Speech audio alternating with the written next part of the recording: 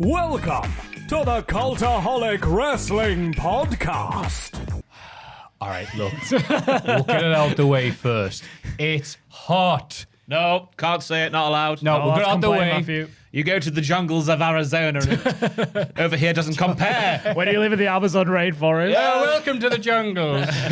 We've got fun and games.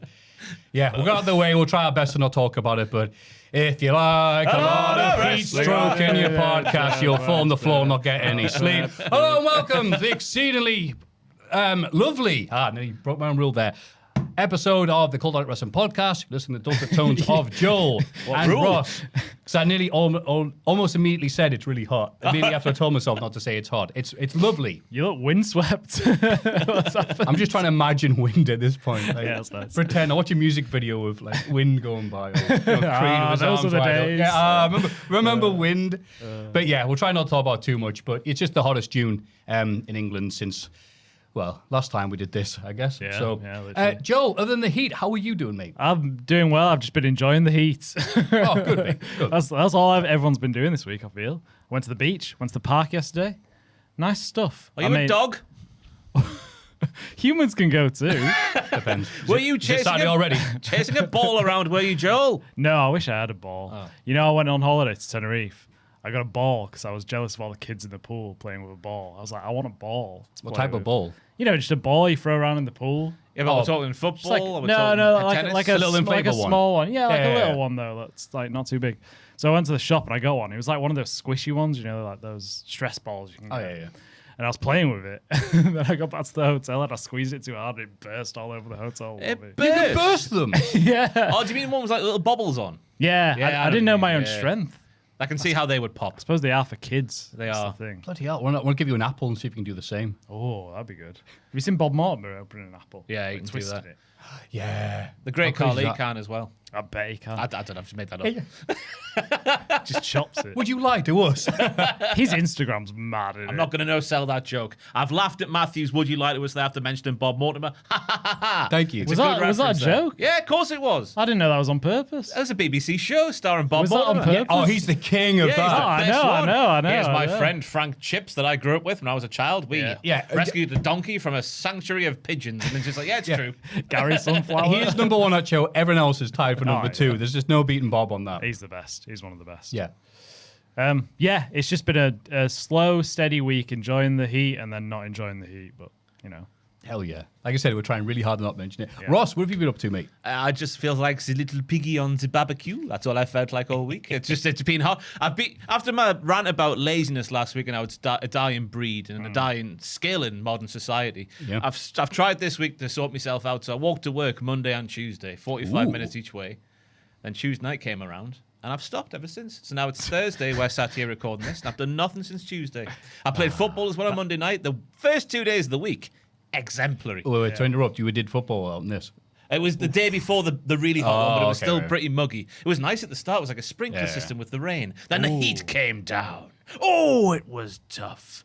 But I was on the brink of looking like Linford Christie come Wednesday, but then we're sat here Thursday afternoon and I'm back to looking like Ross. So Did you have a hydration break in the football? we have half time anyway, so that technically counts as a hydration break. To interrupt, I didn't realise, and maybe I'm just very ignorant here, that people have been speculating online. It's because they're in America, right? So they can Yeah. shove more adverts. Oh, no. It didn't even occur to me after watching bloody, how bad the Re's gotten. For That's that type the of thing. main It didn't even reason, occur isn't to it? me that they were doing it for that That's reason. the only reason, because they've had air-conditioned stadiums, which have been like 16 degrees, and they're still stopping for hydration breaks. England game the other day had a big injury 2 minutes before the hydration break Yeah. was meant to start. I think you're right the first time. But because they couldn't hit the button to press to make the adverts go, they played the 90 seconds, then had the high. That's what that was. I didn't see that game. I saw people talking about it. Yeah. outrageous, Yeah, that outrageous, is things. outrageous. Oh, like, again, it's okay if they turn around and go, it is. But they're like, no. You're like, we've seen the NFL games. We understand it in some stadiums, but not the air-conditioned ones with a roof. Even colder than here in cold old England. Ye olde Englandy. Yes, I had a lovely time going to bloody lovely Dublin, where Maffew, who had previously been in Newcastle summer, where it's rain, then sun, then rain, then sun, brought a coat with him to Dublin. No, it was not needed. But I'm very glad I got the one up above, supplied via Ryanair, where you get a bigger bag, so I had to put the suit and a little It says small bag. And I hear the stories about Ryanair being ambiguous about what you get to take over there. So I asked the lovely people at the Ryanair service desk, excuse me, is this bag okay with just the coat in? And she went, oh, you're fine. Is that all you're bringing? Go the off-duty. Off-duty. Yeah, What? off-duty. Oh, God, that's not right. Duty free. Duty free. Off duty, yeah. I don't work here, mate. Off duty, you idiot. Could start the podcast. The duty free and fill it up, but I didn't say that. I'm like, oh, right. And I didn't realize until asking people that apparently it depends on if you get them on a good day or not, or if you're being a dick, that they'll actually check the bag size, because only flew them one time and they did check the bag size. And I went, no, it's fine. It's malleable. That to squeeze me bag like that. Yeah, it's rare, isn't it, that they check the size. I Yeah. think Ryanair is the worst for it, though. Yeah, most of the time, the only bag you're allowed on there is the sort of bag that cocaine comes in, apparently, allegedly. The little baggies, apparently. baggie. I think they call it, in the trade, the little baggies, you know. Yes. The little... In the trade. A trade I'm not yes, part the of. trade. Probably, yeah. I'm not part of that trade, no. Be careful out there, everybody. Well, I've been rewatching Better Call Saul. I can't sleep at night, so I feel like I am a small part of that trade. Nice. Yeah, lovely time there. My God, it was non-stop heat. Like it is now in England, which is funny, bring the coat. But yeah, lovely wedding. It would stop the nonsense. What? The heat would stop the nonsense. What? It was non-stop heat. Oh, okay, all right. Yeah. Yeah, fair So enough. powerful, right, even the right. nonsense can't operate. Damn, I'm calling off. God. It's too hot to nuns. That's how you know it's hot. Oh, God. That's what the government's like. No. We're going to ignore the warning signs, brother. We're going to keep on. BBC are like, there will be no going home from work. It's not too hot to stop working. We are the BBC.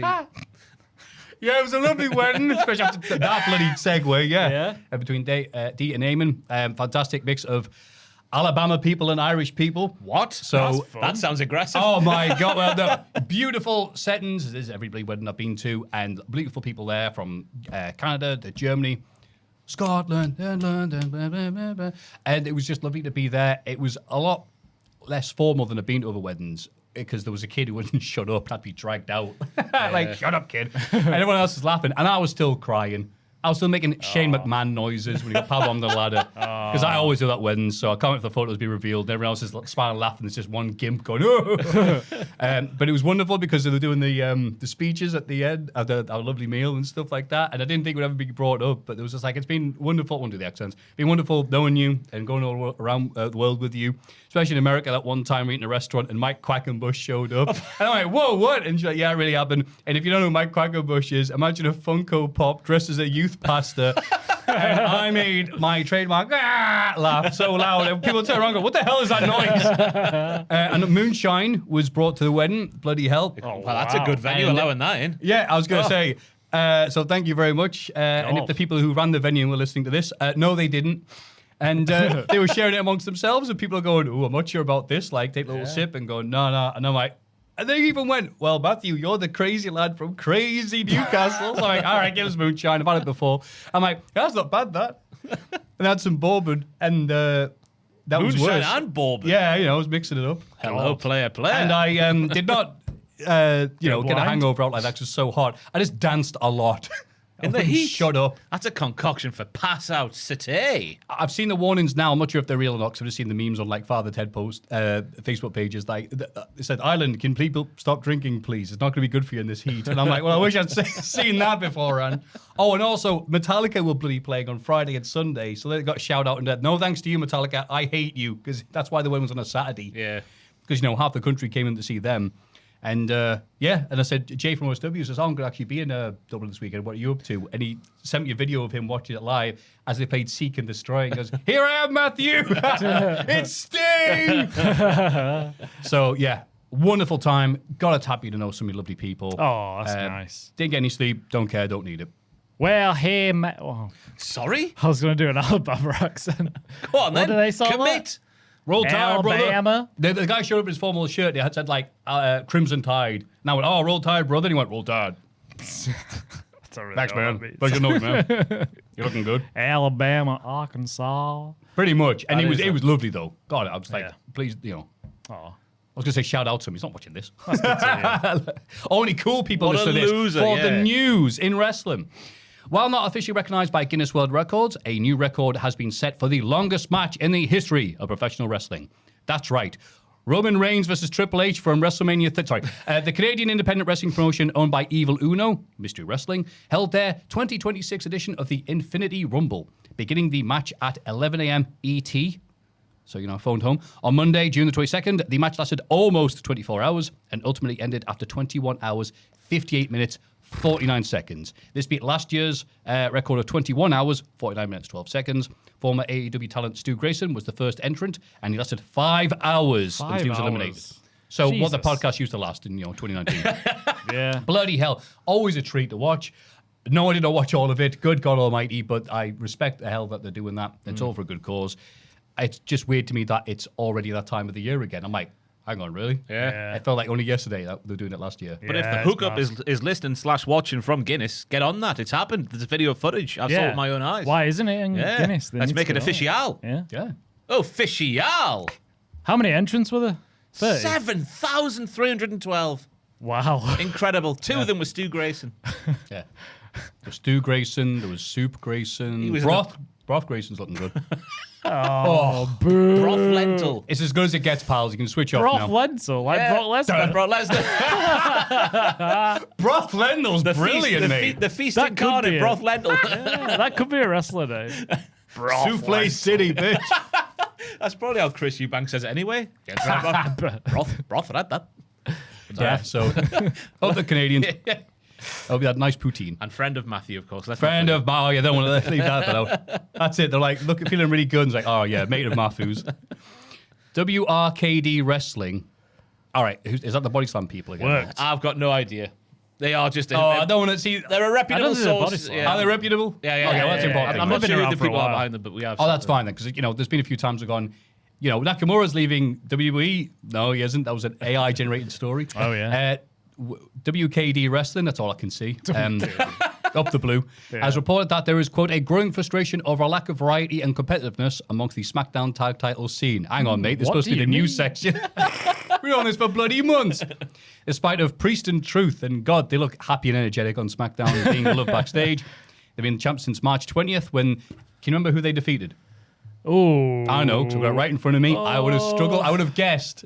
Is it the Muffs? God, give me a minute. Was it the Muffs? Wyatt 6? You got to say Muffs. It is the Muffs. Can you guess which one it were? Tama and Tonga. JC Mateo JC. and Tama. Sure. We watch this every week. Which just shows how boring and To dull be it is. fair, I think it was WrestleMania week. I think that title change happened. Yeah, was it the one before Mania, maybe? Yeah, it's like, we're not going to put this. Yeah. I think maybe the week before that, just to... Anyway, we're was around getting there. bored anyway. It's July next week. That's a while ago now. Crazy, isn't it? insane. So, I mean, this is after they got rid of the New Day, Motor City Machine Guns, the Wyatt Six, all of them, and Tonga Loa and JC Mateo. Another SmackDown Tag Team title was also broken up in January when Ciampa decided to leave and split up DIY. Yeah. And Gargano's still there. And yeah, Gargano and The Floor are currently the number 2 ranked tag team on SmackDown. Nice video that you guys put out. It's always good to see a picture of Triple H looking miserable with like, end this. Stop this now. So did I, you Stupid plonker. And to change gears, Joe Doering's sister-in-law has announced he will soon enter hospice care. I'd missed his 3rd battle with brain cancer. Jesus Christ. Sad to share the news that Joe is heading to a hospice soon. If anyone's local and would like to visit, please send a message, and we'll put a link on the GoFundMe page in the description. That's the link there. Remember that, Joel. Remember it, Joel. Yes. Look at me in the eye. Maybe I'll Remember. Maybe I'll write it down. He's been battling it for many a year, God bless him. And he had the title shot against Josh Alexander, the TNA, for the world title, and just said that was his last one. Yeah, God bless you, pal. Well done for fighting the good fight. I think it's been 10 years now he's been sort of battling it, which Jesus. is obviously Jesus a Christ. slog. Just a mountain of a man. Really enjoyed the obviously limited bits I've seen of his work in All Japan in particular, but just a massive, massive man. Yeah. Yeah, just a shame to hear how the story sort of panned out with him. So yeah, Yeah, heartbreaking absolutely. news, but I thought it was worth it put in there just to sort of absolutely, pay mate. tribute to him. Yeah, absolutely. Absolutely. I think we missed it last week, and it'll be obscure for a bunch of people there. The Duke of Dorchester, who was like a C-level talent for WF 150 years ago, and I, honest to God, thought he passed away 30 years ago, passed away, and it was like, and I don't know if anybody listening to this will even know who he is, but he's one of those people you'd watch back the day and go, oh, no, he's not commentating, is he? So shout out to him. And I don't leave on a too negative a note there. So also, Bully Ray is being in the news talking crap, possibly to deflect from the fact that his mate Tommy Dreamer is a wrong-un. And we know that because we all saw Dark Side of the Ring a few years ago, and it's easy to forget these things, I guess, when, you talk about EC-dub. But we sort of bring up the fact that Bully Ray thinks that Jon Moxley is a wuss and he thinks he can take him, and Busted Open Radio should not be listened to.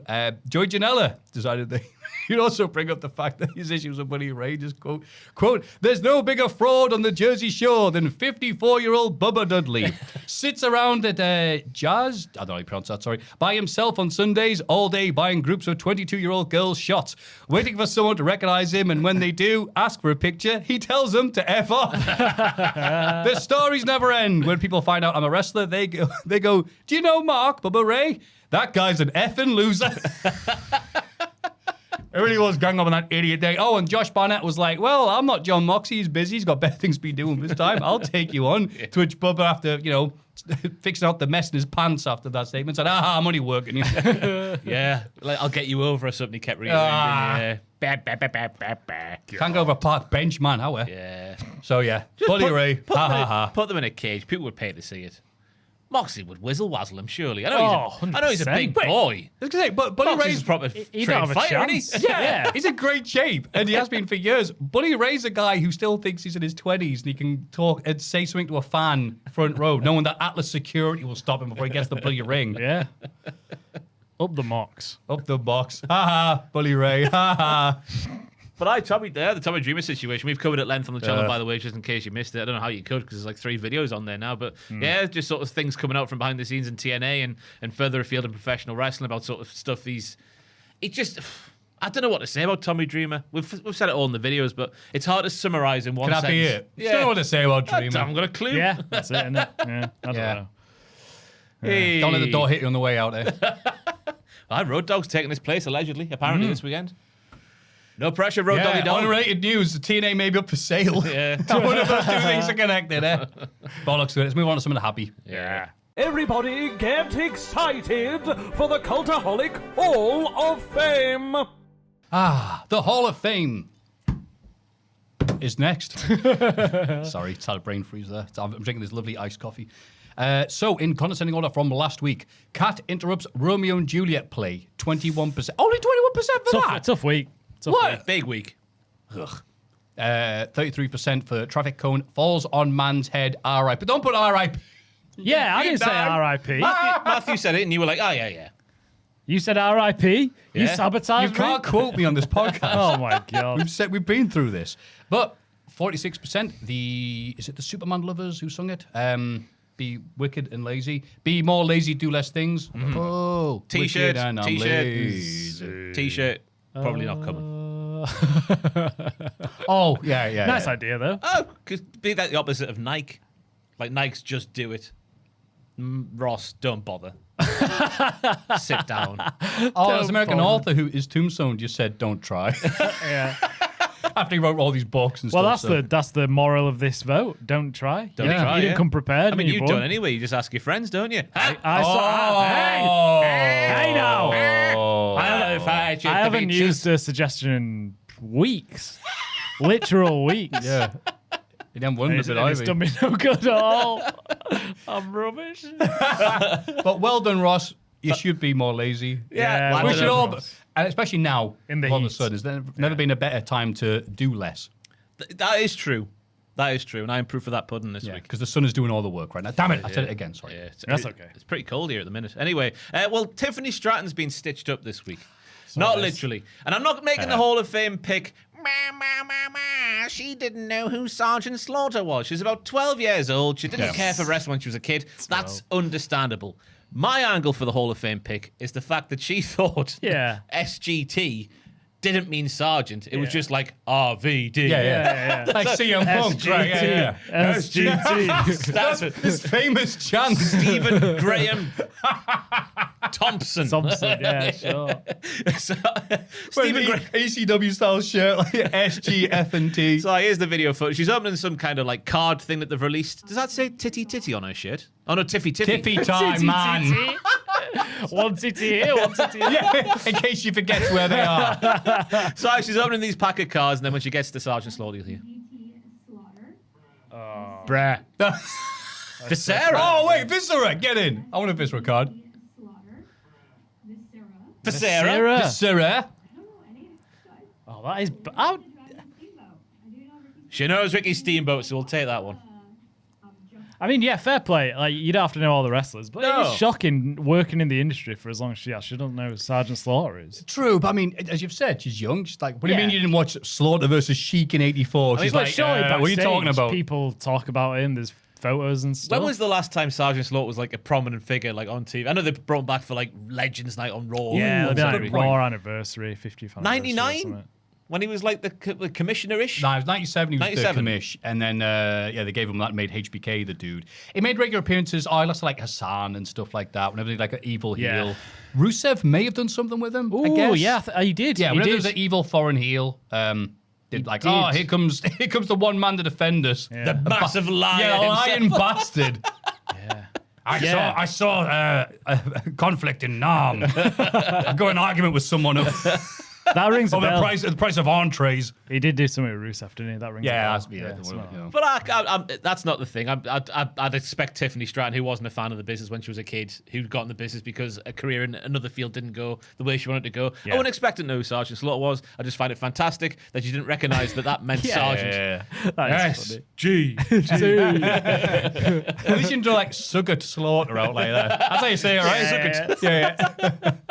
I got two words for you. I'm surprised they didn't like reshoot it just to make it look That's better. what I It's mean. a card opening thing. It's not Apocalypse Now. Yeah, but Hey, it's well, we're making it immortal now. Hell yeah. Isn't it People the live- company's cards then? They would have been like, oh, wow, go and buy our new cards, children. You know what? I bet the people recording it didn't know who it was either. Yeah, fair enough. Yeah, the tops people. I like she knew who Junkyard Dog was, though. Yeah. That's good. Up Yeah. the Well, G- it just- Yeah, it's why like- do? It does say on the card, to be fair. Oh, yeah, right. What we're talking about. Yeah. I can Junkyard Dog. Yeah, that's easy. Yeah. Viscera. Viscera. Viscera. How often do you say viscera, though? Yeah. Like, I didn't realize it was a real word until someone told me. What is it? Is Is it it? actually? I love it. Yeah. Oh, there we go. We got it's built. I just know that. that was it. Yeah, it's like I think like to do with gore or something like Oh, that. is Or the it? gore and the viscera. Probably Visceral. a technical term. Yeah, visceral. Right. That's Right. what I thought. They just saw the word visceral and go, oh, Yeah. let's just change it up. Look at him. Look at the state of him. Like a plate of viscera. But yeah. SGT. A man who Slaughter. allegedly was never seen naked in the locker room. I like to bring up every time he's mentioned. Yeah, that. Yes, you do Some say weird that. little stories about him taking Viagra just to chill. Because apparently other people have said since, like with Blue Chew, that it's good for your heart. Oh. Yeah, but just you take that and just chill in the locker room, and then shower with his clothes on. Why is it? What does it do to your heart? The more I you don't- eat, the more I've- you fart. Yeah. Up the Viagra. I don't know. I'm not a. I imagine expert it must on have something to do with like working it like it's a pumping. muscle, like pump it and Yeah. strengthen it. Yeah. Yeah. Pump it. Steady on. Squish it. Oh, that way. Bop it. F Twist it. Yeah, I guess it kind of did eventually. Go Yeah. hop. But I mean, that's like, R.I.P. Nelson. That was a very dark joke. yeah, I was gonna say, it was one of those things. It was like prison rules. You like gotta look intimidating and stuff. He's you know these hard bastards. Goes, I'm gonna take Viagra and shower my clothes on. It's like, I'm not touching him. I'm not going anywhere bleed near him. Yeah. Yeah. Anyway, up the viscera. That's the Love the world's viscera. largest love machine. I thought his cock would have been flopping all around that locker Do you room. think because of those stories, that's why they gave him that gimmick? Probably, That's aye. got to be a Vince. Yeah. Like, wait a minute, what do you mean he pops Viagra and does nothing? Yeah. All right. that bit with him and Trish backstage, he's got an entire packet of condoms. It's like, condoms plural. And then Duke Hudson took up the... Sorry, no, Dexter Loomis took up the mantle. I've got Duke Hudson on the mind because I keep forgetting to watch his interview with Andre Chase. Oh, is that There's a tell-all interview about their time in NXT. And Wait, when, is that out? Duke's got his own YouTube channel or something. He's got his own podcast thing-ish. Oh, I had no idea. I saw a little teaser clip the other day and I've still not got around to watching it. So yeah, anyway. Thank you for that. Yeah. That'll be something I'll watch when I get back. Up the chase. At you. 3 a.m. Chase you. What have you got for us, Joel? Well, I know we don't like to get political on this podcast, You can hear the groans of people watching this on. Go on. but I saw a clip of our former leader Keir Starmer, and I want to nominate this video because I thought it was funny. Now, I don't care what they're talking about. It's about Keir Starmer. Forget all that. Just try and focus on this man's mug. So that's James O'Brien. His I believe face or his name cup? is, His mug when he drinks His out cup. of the mug. Alright, okay. Just watch out for it. 'Cause you might not catch it, but just watch out for the mug. All right. So there's a bit of she's talking about Starmer. It's all sad. Blah blah. So we've got to blah. sit through all this just to watch his mug. He's a man of integrity. I think everyone always says he's a good man. He's an honest man. But I think, okay, you don't know. Don't know what his politics are. Blah blah blah. I don't care about this. So why are you playing it then? Wait for the mug. Wait for the mug. There's a guy who's just listening to somebody talk. It's like Dave Meltzer, to be honest with you. Jesus! Oh my God in heaven! All right, I doubted you, Joe. I doubted where that was going. I couldn't believe it. No, he's just a very small man. Christ on a bike. He's 3'5", this man. That's a normal sized mug. Yeah, but he must have a tiny That's head what as well. LBC then. stands for. Little Britain Corporation. Oh yes, of course. Libissa Slaughter. large, big cup. But Yeah. that's the mug they give to like Frodo when he goes to like the humans pub to show how small he is. It's Sports Direct on Here you go, on Roy. here you go. It's bigger, isn't it? Yeah. Yeah. Here you go, Frodo. Here's a thimble for you to drink from. Wow, it's comedically huge for me. That is ridiculous. I couldn't believe it. That's brave to be on air and have that large I wonder if vessel anyone's- of liquid. No one's even talking about it. It's all about What the are you used to it? politics. It's Oh Twitter, my Joel. I God. don't care about mugs. Look at it. Yeah, all the bots are too focused on, spreading He stuff. has But to like, hug it to have a drink. I didn't think you get bigger than Sports Direct mug. Yeah, crazy. We should get one. Does LBC have an online store? That's a great question. It's a great question. You don't have to keep. Oh, you do. Oh, he The does. people not listen to audio feed. The guy, Jesus, you all right, Joe? Sorry, Joel has died. The guy drinking it has a cup that is almost the same size as his head, and he is nonchalantly drinking from it. Yeah. Good type of Joel. It's like all woolly drinking out of his bucket. Joel is googling. Wee. Joel is googling. And now I'm having a look. Merchandise. Now we're just basically plugging LBC to see, can we get a comedically large? Why would you want to buy old portraits of former radio You presenters? can get a mug from the 1990s. What? What the hell? I don't think this is the same store, is it? I don't think they can. No, you can get a tea towel. Oh, that's not a mug. Yeah, I'll drink from that. Yeah, Who the great. hell Oh, is no, that? no, I'm not. Jesus Man. Christ. Let's get on. Shut up! I'm allowed to laugh. See you later, Jimmy Carr. Thanks for popping by. No, don't say I'm going to Jimmy Carr laugh. That was very A simple. little bit there. Oh, no. I need a few seconds, mate. I'm sorry. I'm still going to open that. You can live in that. That is a big That's mug. ridiculous. You know what big that mug. would be? That would feels be so powerful. Ideal for Crate Escape. Yeah. That is the ideal mug. Yeah. You played Great Escape? Go on. Oh, it's I've told this story about 50 times on the podcast. At uni, you have to buy a crate of beer and pile it up against the door. So like you got 7 people around. Okay, yeah. There's 7 crates of beer, and you can't leave the room, the entire team, until every single milliliter of liquid is gone, and you have to stay in the room, piss and all. The UK government strongly suggests you do not do that at this current time. I played it. I downed my first beer, started to down my second, took a break, and then threw up on the floor after one beer. You've ruined it for everybody. That's disgraceful. Yeah. So everyone's in there. You're like, Shotgun it what then, are you or- doing? Everyone's What? in there with you're sick. Yeah. Oh, Joel, that's They're not terrible. really drinking quick. I just got too excited. It's filling up. I was really nervous What about beer it. was it? Just like, I don't know, Heineken, just a bottle. A frothy warm number. Yeah, it was warm. Oh, I was It going to warm. say, yeah. Ooh, that could be rank. Yeah, it was horrible. Good game, though. Oh, yeah, you're really selling it to me now. Talking about GTA 6. GTA sick. So, here's the one I got sent. But no, I didn't get sent this. I found this, and I thought this would be a good one. It's just general, the Scottish fans in America during the World Cup. It's just been non-stop footage of them having a bloody lovely time. Non-stop And again? it's... Oh, you... The fun stops the nonsense now. The nonsense are on top. I know. God, it really is a bikini It's a stream. dog. And they found this dog, which honestly looks like a dude in a dog outfit. Yeah, it does. But it isn't. It's a real dog. It's a shoot. I don't want to say shoot dog, bloody hell. That is a shoot It's not dog. Old Yeller. But yeah, it's a legit dog. Looks like Bear in the Big Blue House. It Oh, does. God, yeah, it does. really does.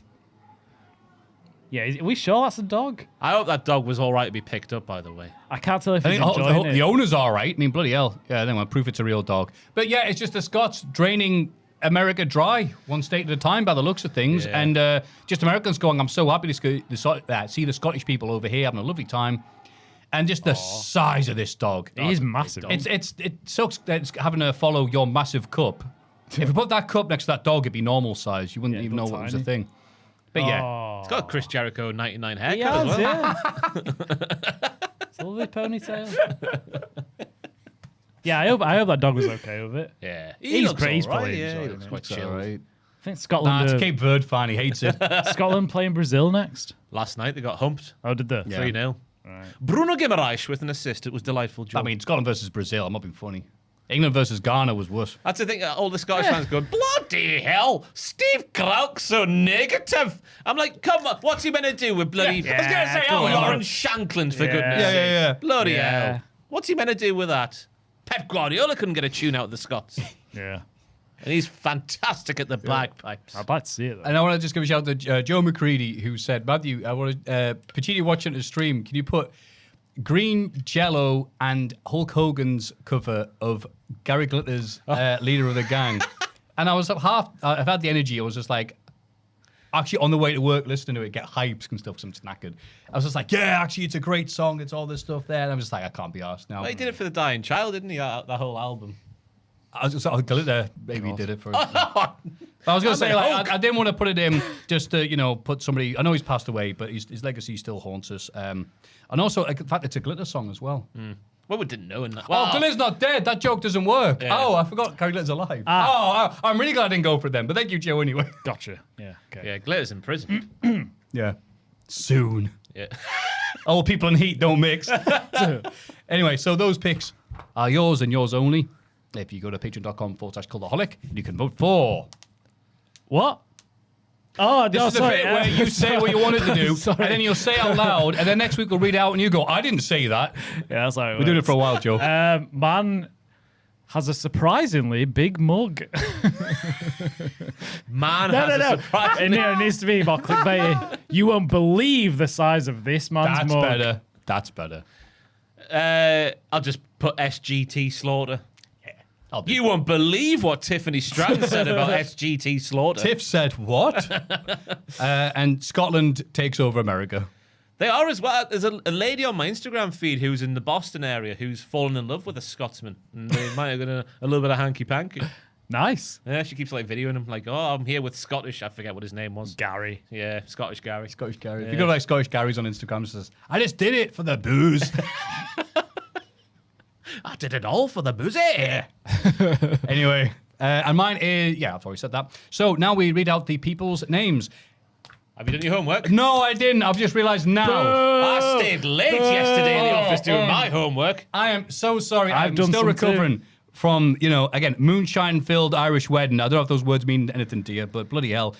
So I am You know a what they dick. mean to me, Matthew? Professionalism. Yeah. You get it out of your system as quick as you can, and you work extra hours in your daytime. This is a privileged life we're leading here. Well, actually, I would have done it, but I followed Ross's example and was a lazy bastard. That's fair. That's fair. That is fair. But we'll go on to the professionals now. Ross, you can go first with Reno 2200. So this is to the tune of Dexy's Midnight Runners Gino. You know how the song goes? Absolutely. Big song I forgot existed, but he's from the future and he's got massive guns. Oh, Reno. When he makes a sandwich, he prefers using buns. Oh, Reno. 2200 is his banking password. Oh, Reno. The support he still shows us is really absurd. Oh, Reno. What? You were the best one in the Nitro Born Thrillers.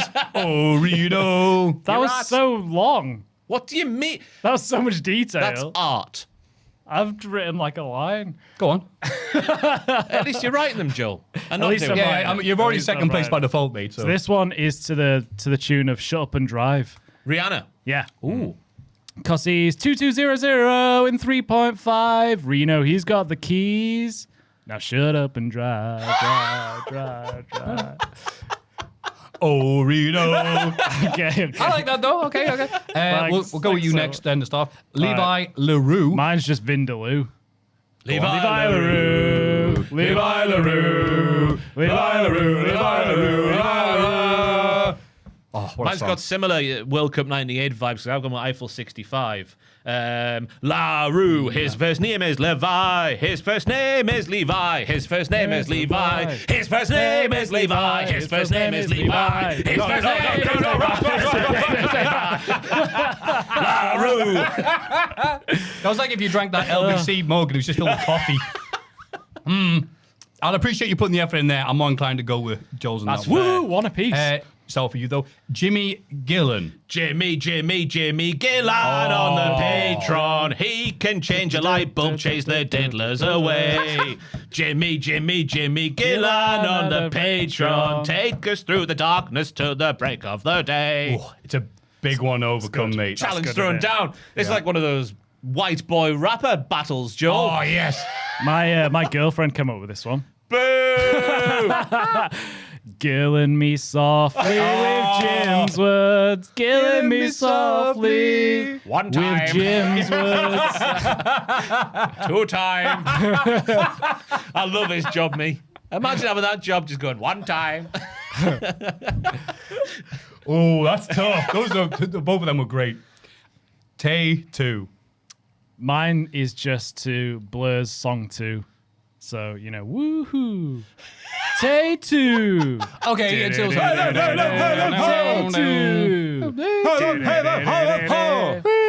2. That was it. Mine's to the tune of You Make My Dreams by Daryl Hall and John Oates. Hall and Oates. That's good. Go on. I have wet dreams about Tay 2. Oh, whoa, you. I have wet dreams about Tay 2. I've not made that fit well right now, but yesterday it fit really well. But I'll give that one to Jill myself, quite frankly. Oh, Wet I mean, trees, that Tay 2. I'll give it a joke because Yeah, I get you. how old is Tay 2? Oh, I hope. Oh my god. He's the lead. Yeah, just to be on the safe side. Surely they're an adult, my goodness me. I only 2 might be how old he is. I now work for the BBC. Anyway, Mike Kavanagh. Start with you, Ross. Oh, I'm sticking with the anthem, but I've fleshed it out. Oh, all right. Oh, so it's not new. Oh, Kavanagh, he's on the Patreon. True patron love. He speaks great Korean. It rhymes with Patreon if you believe hard enough. He speaks great Korean. Yes. Korean. Korean. Korean. Patreon, Carry Korean. on my wayward son. With diddling hearts, we see Mike Rice, Kavanagh, strong and free. From far and wide, oh Kavanagh, we cherish your money. That's pretty USA. Woo! USA. USA. Oh, I'm bugger, on. that means that wasn't malicious. That was just I know it's I've done a wrong in there. Sorry. Anyway, Pat, move on. Pat might give he's fuming. That's fine. I don't know, like. Mine is Kavanagh. How do you like Mike? How do you like Mike Kavanagh? Nobody How do you likes like me. Mike? Why? Nobody likes me. Yeah. Do the Simpsons version. I'm going to go with that because you can go, I speak Korean. Patreon, Korean. It rhymes. Korean. If you believe enough. If you have the magic of Disney in your heart, that works.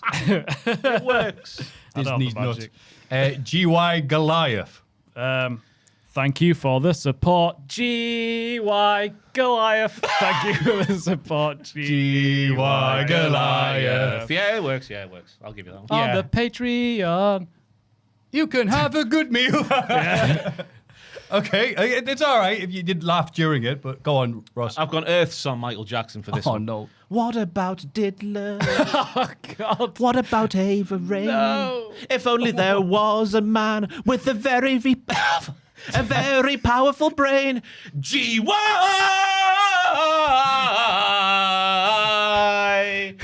Goliath. G.Y.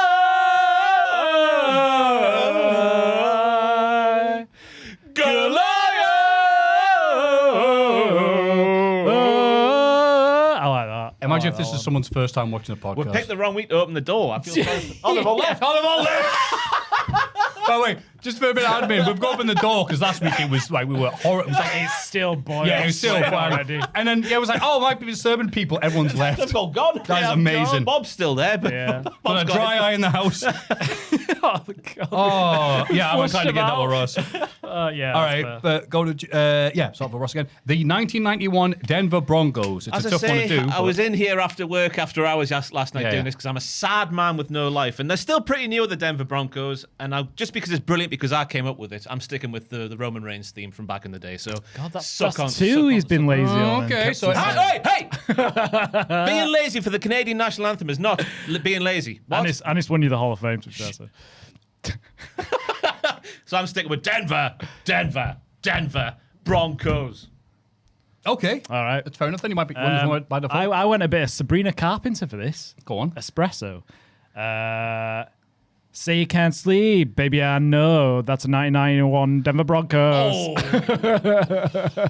I admire It's your a hard courage to one. go with that one. I'm going with that. Yeah, well done, mate. That's like Eminem and what's his face with the fast raps. What's his face from back in the day? I did the big boy, big boy with the fast raps, you know. Buster Rhymes. Busta Rhymes. Thank you very much. Oh, wow. Fair play. Give me some more. Lord Bushi. I went with the tune of what Homer sings on The Simpsons. Hey there, bushy boy, flying through the sky, so fancy free. Oh, that's nice. Yeah, that's nice and pleasant. Go on. Kate Bush, babushka. Oh Lord, babushi, babushi, babushi, Nice. yeah. Nice. Oh Lord, babushi, babushi, babushi, yeah. Yeah, I'm gonna have to get that Ross. That's But good, that that's is good good stuff. though. Turnip Dangerous. Still pretty new, and since I came up with it because it's a brilliant one. Why change such a new song? This was more for the older people who have had the same song for many years. So Turn Up enough. Dangerous.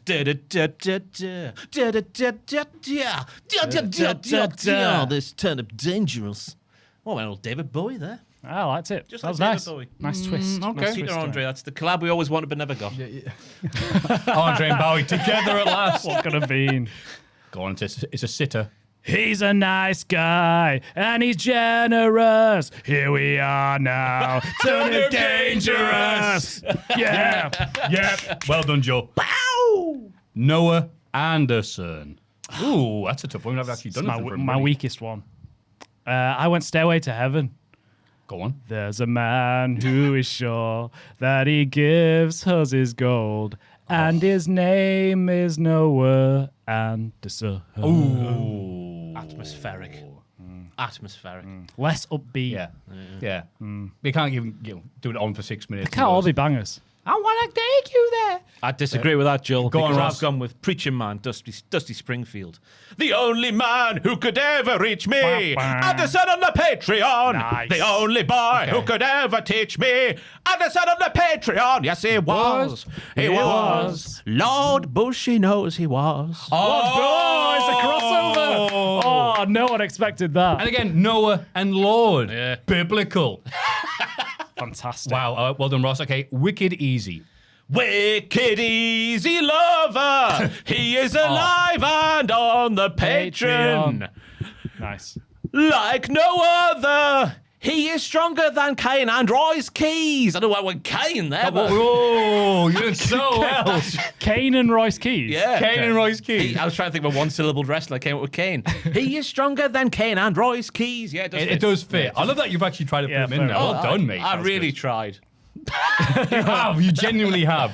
Go on, Joe. It's the last one. Relax. Wicked Easy.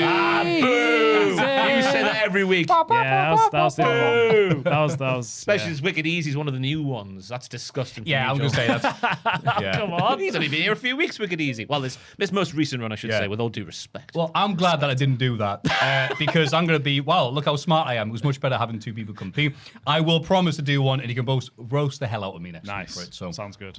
because they're not going to be anywhere near as good as that, but God, I'm not going to try. God. It's hot in here now. Worn out, yeah. Why do we put all the energy into this bit That was instead a of the proper wrestling? performance. But thank you very much. Patreon.com/Cultaholic. We will make songs about ye. That says this week in the wrestling. It's this bloody week in the wrestling. This week in wrestling, SmackDown starts because it's first. the undisputed WWE champion Cody Rhodes defeated Gunther. Oh! Little bit of Ron Seal from the pair. I'm going to talk about the match first, then we'll get to the fallout afterwards. Gunther starts on top, as you would expect. Cody tries to fight back, but Gunther keeps that bottom on the bottom as he plays big top energy like a horny, angry, scintillating circus tent with knife-edge chops to boot.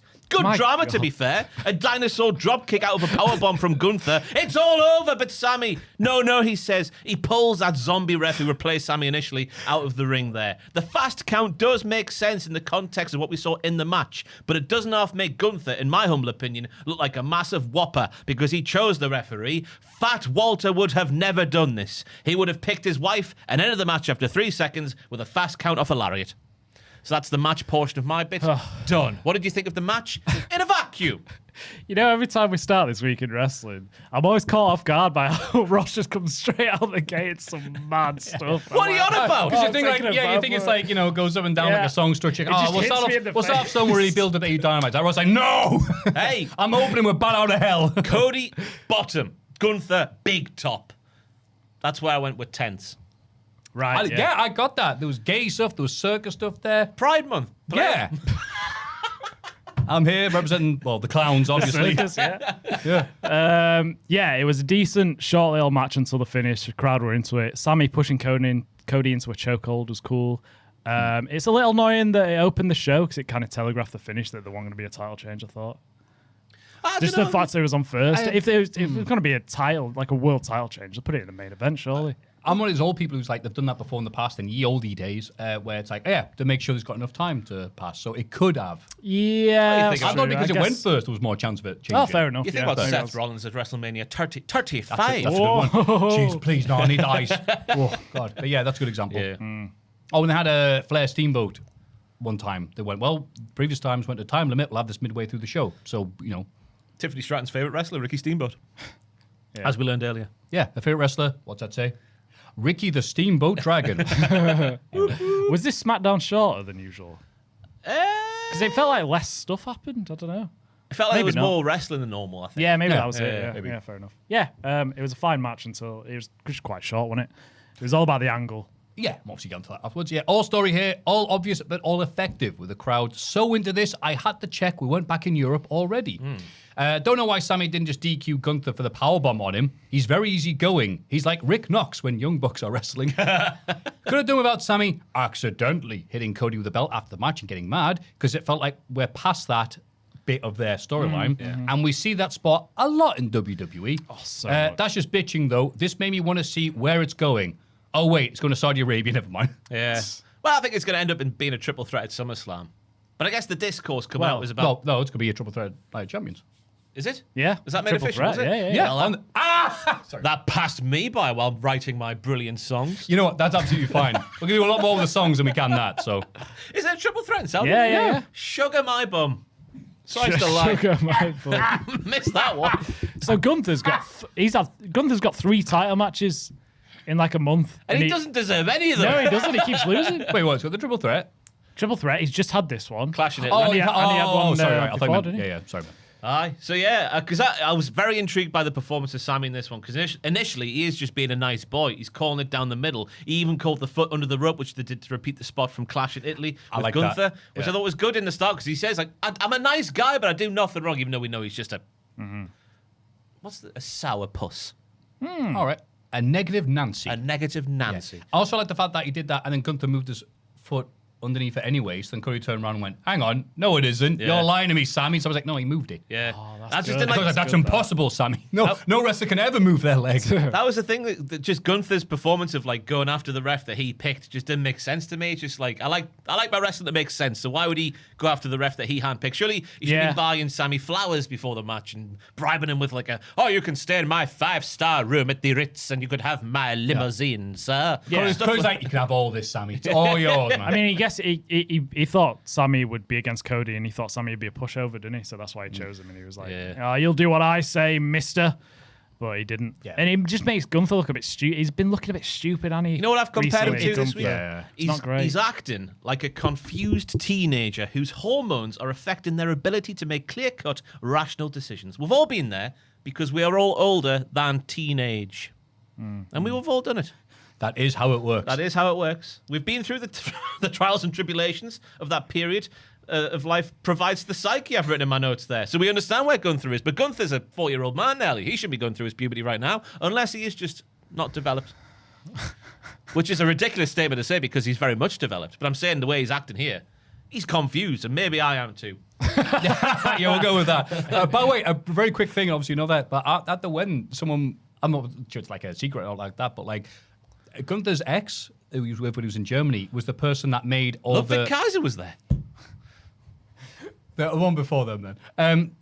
Was the person who made like all the food for the wrestlers, and so the wrestlers used to love going to VXP because the spread that was on. Explains it. I know, that explains so much. Wow. That's interesting. Oh, yeah, I had no idea. That's cool. Oh, What a woman. yeah. What a woman to me. And then Sami Zayn meddled in Cody Rhodes versus Gunther again because Things happened, yeah. Nick Aldis is saying, all you're doing is this is all you're doing, Gunther. Sorry. Sammy is the ref you wanted, and I'm thinking at this point, fair enough, Nick Aldis. That is actually factually correct. That's great. Yeah. Cody wants the match to start again with a correct referee, keeps calling it a correct referee, even though initially Sammy was being correct. It was Gunther who pissed him off. You can't stoke the bear. Yeah. Can you? And not expect the bear to go, Stoke the bear? Stoke the bear like a fire, you know. Oh, okay. Oh, yeah, just making sure. Well, that was me with the fire thing, you know, when you stoke the fire. Yeah, I get that. But I went backwards, you know, technique and all that. Sammy doesn't understand why. He calls it ridiculous, but then he's whacked by Gunther. Gunther? Oh, no. Nah, I think that's fine. I didn't mean to say that. Yeah, Who did that? that wasn't a hard T. I think we're all right. Gunther. Why did I say Gunther? Oh, Count Gunther. Sammy kicks Gunther and ends the match once again. Logical booking. One-on-one happens again. Odds are the triple threat as Sammy is mistakenly hits Cody with the title belt in the head as Cody tries to pull it out of Sammy's hands, as Maffew mentions there. A trope they're doing way too much in that company at this moment in particular time. Sammy sucks chants are loud. Yeah. Thoughts on that first chapter? Because there's like three more chapters after this when it comes to Sammy and Cody on this SmackDown. Yeah, I like it. I think it was the way we were going to go with Sammy getting angry. I like that they're making it into a triple threat. I hope Sammy wins, but I don't know if he will. I just don't think... I don't know. It depends, because if Gunther doesn't win as well, then he looks stupid, doesn't he? Yeah. It's really, I don't know which way they're going to go, but I am intrigued. I'm enjoying this storyline. For me, this is the highlight of SmackDown easily. Sammy steals the title. Gunther and Cody wipe each other out, and then Sammy gets the poo house fall. That's what I hope. Yeah. It seems like it might go that way. That's exciting. But it's, as we've said, like the weird booking of things in WWE and pushing is very odd, but this is a triple threat. It's a lot more interesting than just a singles match. So I'm glad they did this. Because, yeah, you're right. Gunther has been demoted almost. At the start of the year, he was Thanos. Yeah. And now he's like at the Rusev level on Raw. It's like, oh, it's the big foreign lad. It's the man who retired Cena and Styles. I mean, they're trying It's like, oh, yeah, can I have a title match, please? Oh, no, I don't want the title match. Yeah. Oh, we'll just sign the contract. No, I need to sign it when I want to sign it. They're trying to Sign the keep him strong, aren't they? Because they're doing he hasn't been pinned clean, I don't think, yet. It's all been shenanigans and unfair referee decisions. Yeah. But it's just a bit like, you're just skirting around the fact that you don't want him to lose, but he is losing. Yeah, and you also don't want to push him to the highest level. Yeah. So it's like, I don't know why they gave him the wins over. Why put him in the Styles. title picture in the first place? But yeah, but you're right. The Zayn Cody stuff is probably one of the highlights of SmackDown. Yeah, I like it. I didn't like how Nick Aldis was so angry at Sammy. Like he was shouting at him, like, "Oh, you've been a rubbish ref." He's not a referee. You don't pay him to be a referee. Yeah, right. Yeah, that's on Nick's fault. That's on Gunther as well. It's on Gunther. Oh, okay, yeah, sure. But then Both. Sammy's acted like a human being there, which I don't mind in the WWE. Like if someone pushed me up, like, hey, I'd push you back. Again, he took a powerbomb. Was like, well, I'm not gonna DQ you. Yeah. I can kick you higher than you can kick me. Second week in a row, we'll mention that. But later on, Gunther claims that Aldis has screwed him once again, which is just not what happened, true. Gunther. Gunther wants another title match at Night of Champions. Get it done, he shouts before walking away. They are really a bit bankrupt when it comes to creativity, getting from point A to point A to point point A to point B. Stuck there. Point A to point B to point C. Like, we can see where they're going, but the way they get there, you look at Lesnar and Oba, just doesn't quite make sense. Like, I've retired, but I'm going to come back. And then JK. This one here, they're creatively bankrupt at the moment when it comes to getting to a proper linear sequential storyline for me. Yeah, I agree. This is another example 100%. of that. Any thoughts on that bit? There's 2 more chapters to go, my players. Not really. Yeah, we'll get to it when it comes. Sammy bemoans half the people liking you. This is when he's speaking to speaking at Johnny Gargano, of course, backstage. Bemoans half the people liking you, some of the others hating you. Aldis calls his count early in the night the fastest count in the history of wrestling, which is just not true. What the hell are you doing out there, says Nick Aldis to Sami Zayn. Sammy, it must be an in-joke backstage now because he hits another bottle randomly. Must just be a thing backstage now. Likes causing a mess, doesn't he? No Thank bottles. God they're not glass bottles. Could you imagine? Real glass. Sammy hits another bottle, claims he's called it down the middle till Gunther puts his hands on him, which is absolutely true. Aldis doesn't believe him for some reason. What is going on with Did you him? not see the match? Wasn't watching. No, clearly he wasn't watching. Sammy's right here. Gunther poked the ginger bear, which is what I said a little bit earlier, but in different words. Sammy says Cody is still the champion because of him, then appears to threaten a future WWE title challenge. Any thoughts on that bit of the chapter? That whole chapter. That's the third chapter out of 4. I'm getting confused Or with the the fourth out chapter. of 5. I don't know, really. It just all blended into one in my mind. Yeah, I'd give my opinions already. Yeah, Fair enough. Later on, Cody Rhodes, the final chapter. Cool Cody Rhodes actually is here because he's got a backwards hat on. Like he's from the 90s, trying to be cool and badass. He's here to apologise to Aldis for that, which I think is Sami Zayn's behaviour out there earlier on. Aldis is working on a solution. We'll get back to him in 3 to 5 business days. Cody is sick of catering for both of these fools. He wants a 3-way, and then they do it. And I'm thinking, Gunther shouldn't have another show. He's pissed it up the wall twice now. Yeah. I get Cody going, well, I don't have to hear him whining about it. So, yeah, I'll have the triple threat beat him. And now who's going to blame it on? But yeah, it's just a bunch of stuff there. More filler than a crash test dummy just to get to the 3-way United Champions, which, like I said, it's a lot more interesting than what they were doing beforehand. This is Sammy might win. Yeah. He should. And if he doesn't, he's still going to be bitchy and it'll be very entertaining on SmackDown. Yeah, sure. I don't think he, realistically, I don't think he will because I think Jey Uso's winning the King of the Ring and it'll be Jey and Shut up. Jey and Cody. Sorry, that was and then- instinctively. I know. Jey and Cody at SummerSlam with Roman loitering around and all that malarkey. You could. There's a story there for Jay and Sammy though as well. Oh, of course The there is. bloodline, It's so- the more interesting story, but they won't go for it. Yeah. Because of aura and Riz and T-shirt sales, rather than investment from us sad people who watch every single week. Sad prick. I like Sammy's actually got all his heat back because at the start of the year, it's like he had none. And now he's just arguing with Cody and going, why am I a bad guy? You're the guy who's at fault. And some people are going, yeah, I can see that. He's definitely going to get a lovely reaction when he goes to Saudi. Yeah, he was a pathetic shell of a man at the start of the year. Yeah, then he met Gargano and went, oh, wait, you know what? Could be worse. And then Jade Cargill, Machine, and B-Fab have some words for Tiff Strats. Oh, yes, It's they pronounced do. Sergeant. They yelled at her. SGT. They hurt Tiffany last week because she's not even in the Queen of the Ring tournament, and she decided to screw Jade all the same. And then Charlotte took Jade's spot. Jade injured Rhea, and then she challenges Tiffany to a US title match at Night of Champions. Much later on in the night, Tiffany says the match is on because Tiffy doesn't need her useless sidekicks here like Jade does. But then here's Chelsea Green. Mimi and F-Flop. B-flop, I should say, I think, are not equals like Chelsea and Tiffany are apparently. F-flop. So much as a flop, she's a great F, not a B. Chelsea claims that tacky time, remember those days of calling her tacky time? That was a term of endearment. She actually loves her deep Oh, by the way, down. have you had any of those tackies? The little the crisps. The crisps. Yeah. Blue flavour of them. That's my kryptonite at the minute. Blue What flavour? flavour? It's blue. What do you mean blue? Blue's a flavour. Blue crisps. Yeah. Well, like blue raspberry. No, just blue. Blue. What the taste of? Blue. Blue. Smurfy. Yeah. Tiffy can do it all on her own, and she doesn't want to take Chelsea's help. And I'm thinking, fair dues. They didn't get along for ages. Find out if they're going to get together in 4 to 5 years' time, because this is Triple H's School of Booking in 2026. A lot of this feels like the same script, just replacing the names. It's a mad lib. Yeah. Every Can week. they coexist? Will they get together? Find out next week. Oh, no, you won't. Come back the week after. You won't find out then either. How about in 4 years' time? You might know, but you might not know. Yeah. Maybe at WrestleMania. Yeah. 'Cause that's where stuff happens. Should be Chelsea veteran by the time they get the conclusion. God. Oh, that's good. Thank you. Acknowledging Maffew's jokes. Wait, you did that twice now. You got a So, comment, there was a didn't you? comment last week that we know sell your jokes, apparently. So I'm acknowledging. Well, that means they're rubbish. I should work harder on them. Thank you. I just didn't notice them. Some of them are good. I watched them back and I'm like, oh, God, yeah, that's good.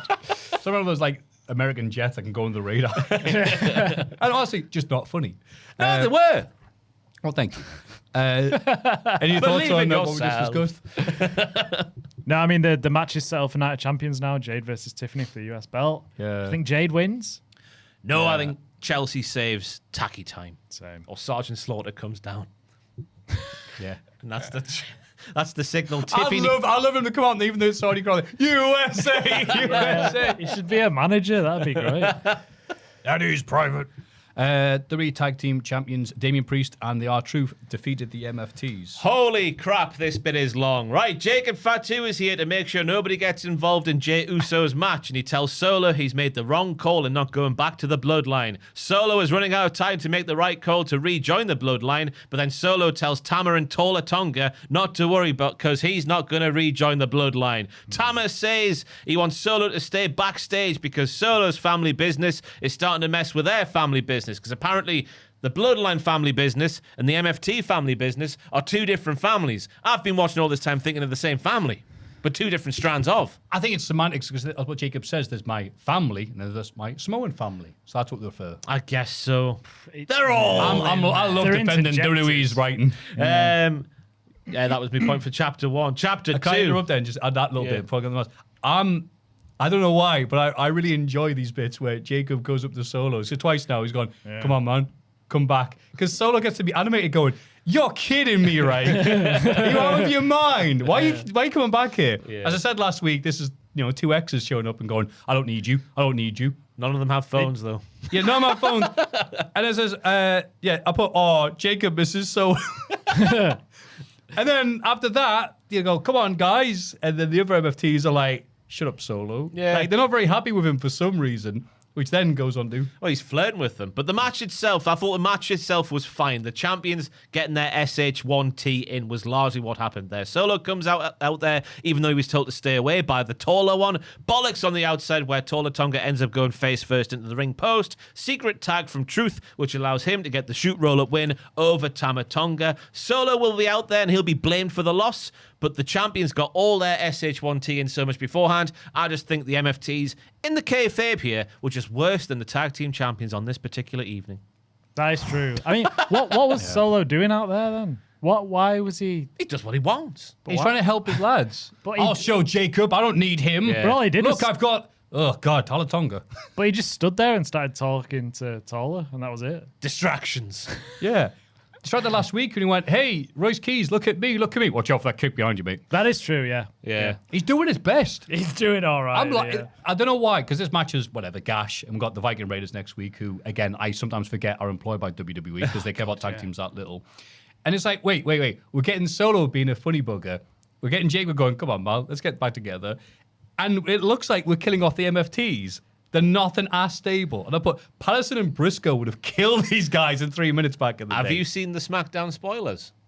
No, Tuesday? because I don't read spoilers. I guess we won't go into not it. going into it. No. I mean, I know MFTs might be dead, and also the interest in the product right now because they're on the O2. Yeah, it was half full. Oh, half full looks generous. I mean, they can have the easy excuse of the England game was on, but I remember there was was it Euro 2024 and there was a Scotland game on the same night as the show, and the Scotland arena was still full. Yeah, But because Drew was there as well. The product was a lot hotter as well. Yes. Compared to what it is now. Oh, yeah, they had Drew. They had Drew in Scotland. I mean, well, bloody hell. It's only a group match as well. We had Paige. Paige here. Let that sink in. England is mine. Hello, I'm from here. Here's my mother getting dry humped by Bailey. That's why the arena's only the third full. What? That was a. I missed that. What were you saying? Bailey lost a match on Raw this week and then was backstage, and Paige put a tweet up saying, "Look, she lost her match and now she's dry humping my mum." It was just a picture of Bailey and Saraya having a nice hug. Saraya Knight, not the Bailey. Right. Yeah.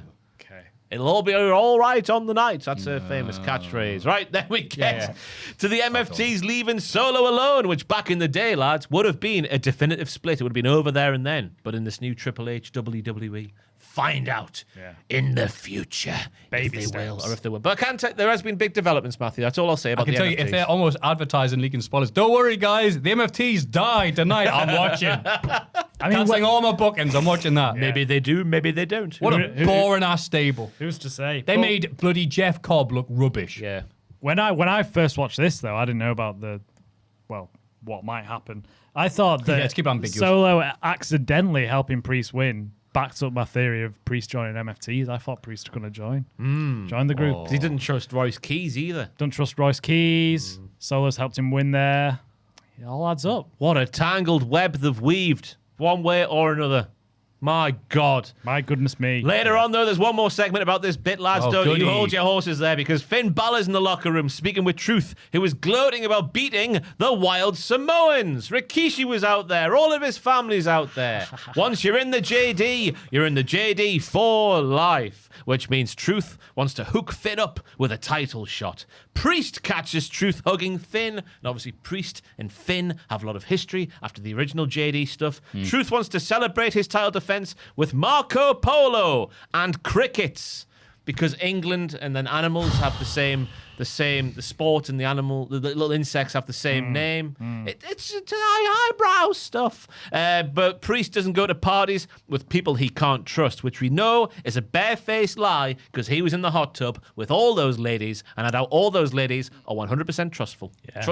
Trusting. Trust. You can never trust a scantily clad lady.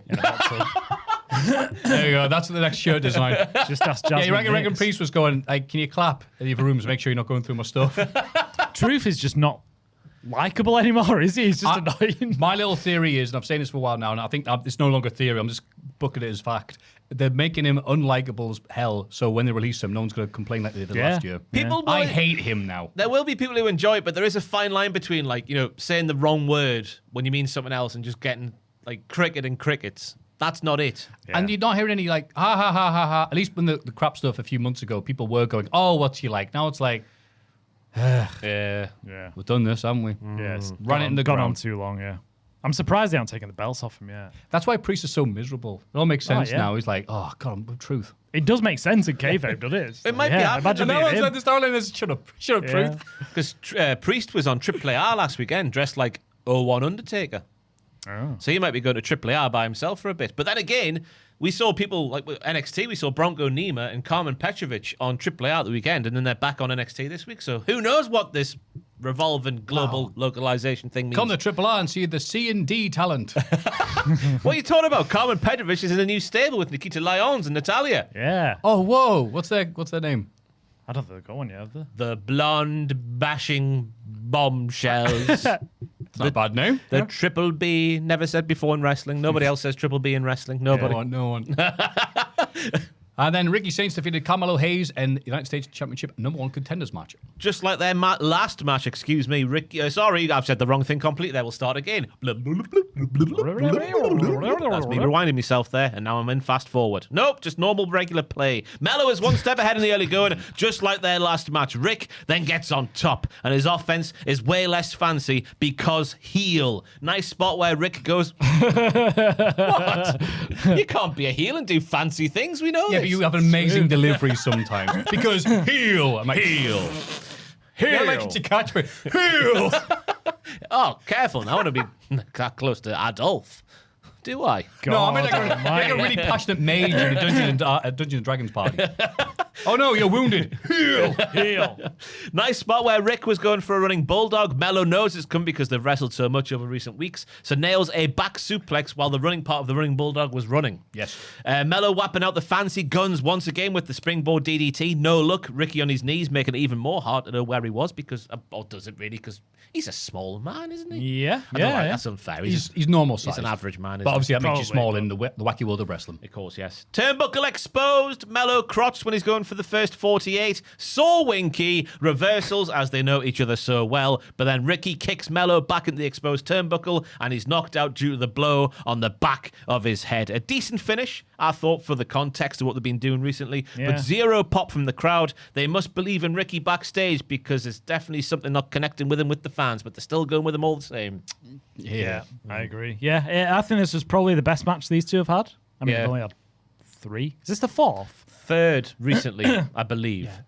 It was Yeah, one, that's right. 1-1 and a draw. Yeah, it was Oh, a this is draw. the 4th then. Yeah, I think so. Fourth, yeah. Yeah. Because they had a draw, yeah. Yeah, it was good, competitive. Mello looked great and energetic. He's just so smooth in the ring, and he's really good. Saints doing a good job to cut him off and counter him. Fast and smooth, some good wrestling on show. I just really thought they'd go for the triple threat route with, I don't know, some shenanigans, interfering or something. I said last week we did the joke about the Andrade Hayes thing that they did a few years ago, but they did not do that. So I apologize to be.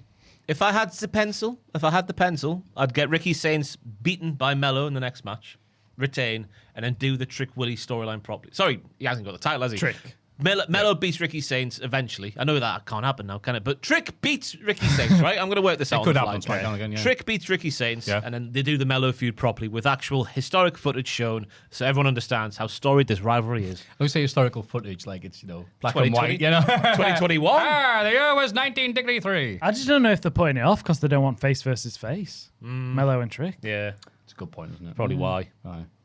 But yeah, they're long, fairly heatless, which is like maybe just so sad seeing how far these two have fallen, bless them. And a truly bizarre way of ending it. I'm glad you liked it. So Hayes lands on his balls, an exposed turnbuckle pad, and everyone goes, whoa, you bugger, you. Then he gets up, shrugs it off to land the first 48. Mate, what happened to the balls? It'd be the asshole, wouldn't it? Show me the balls. Yeah. What happened to the notcher?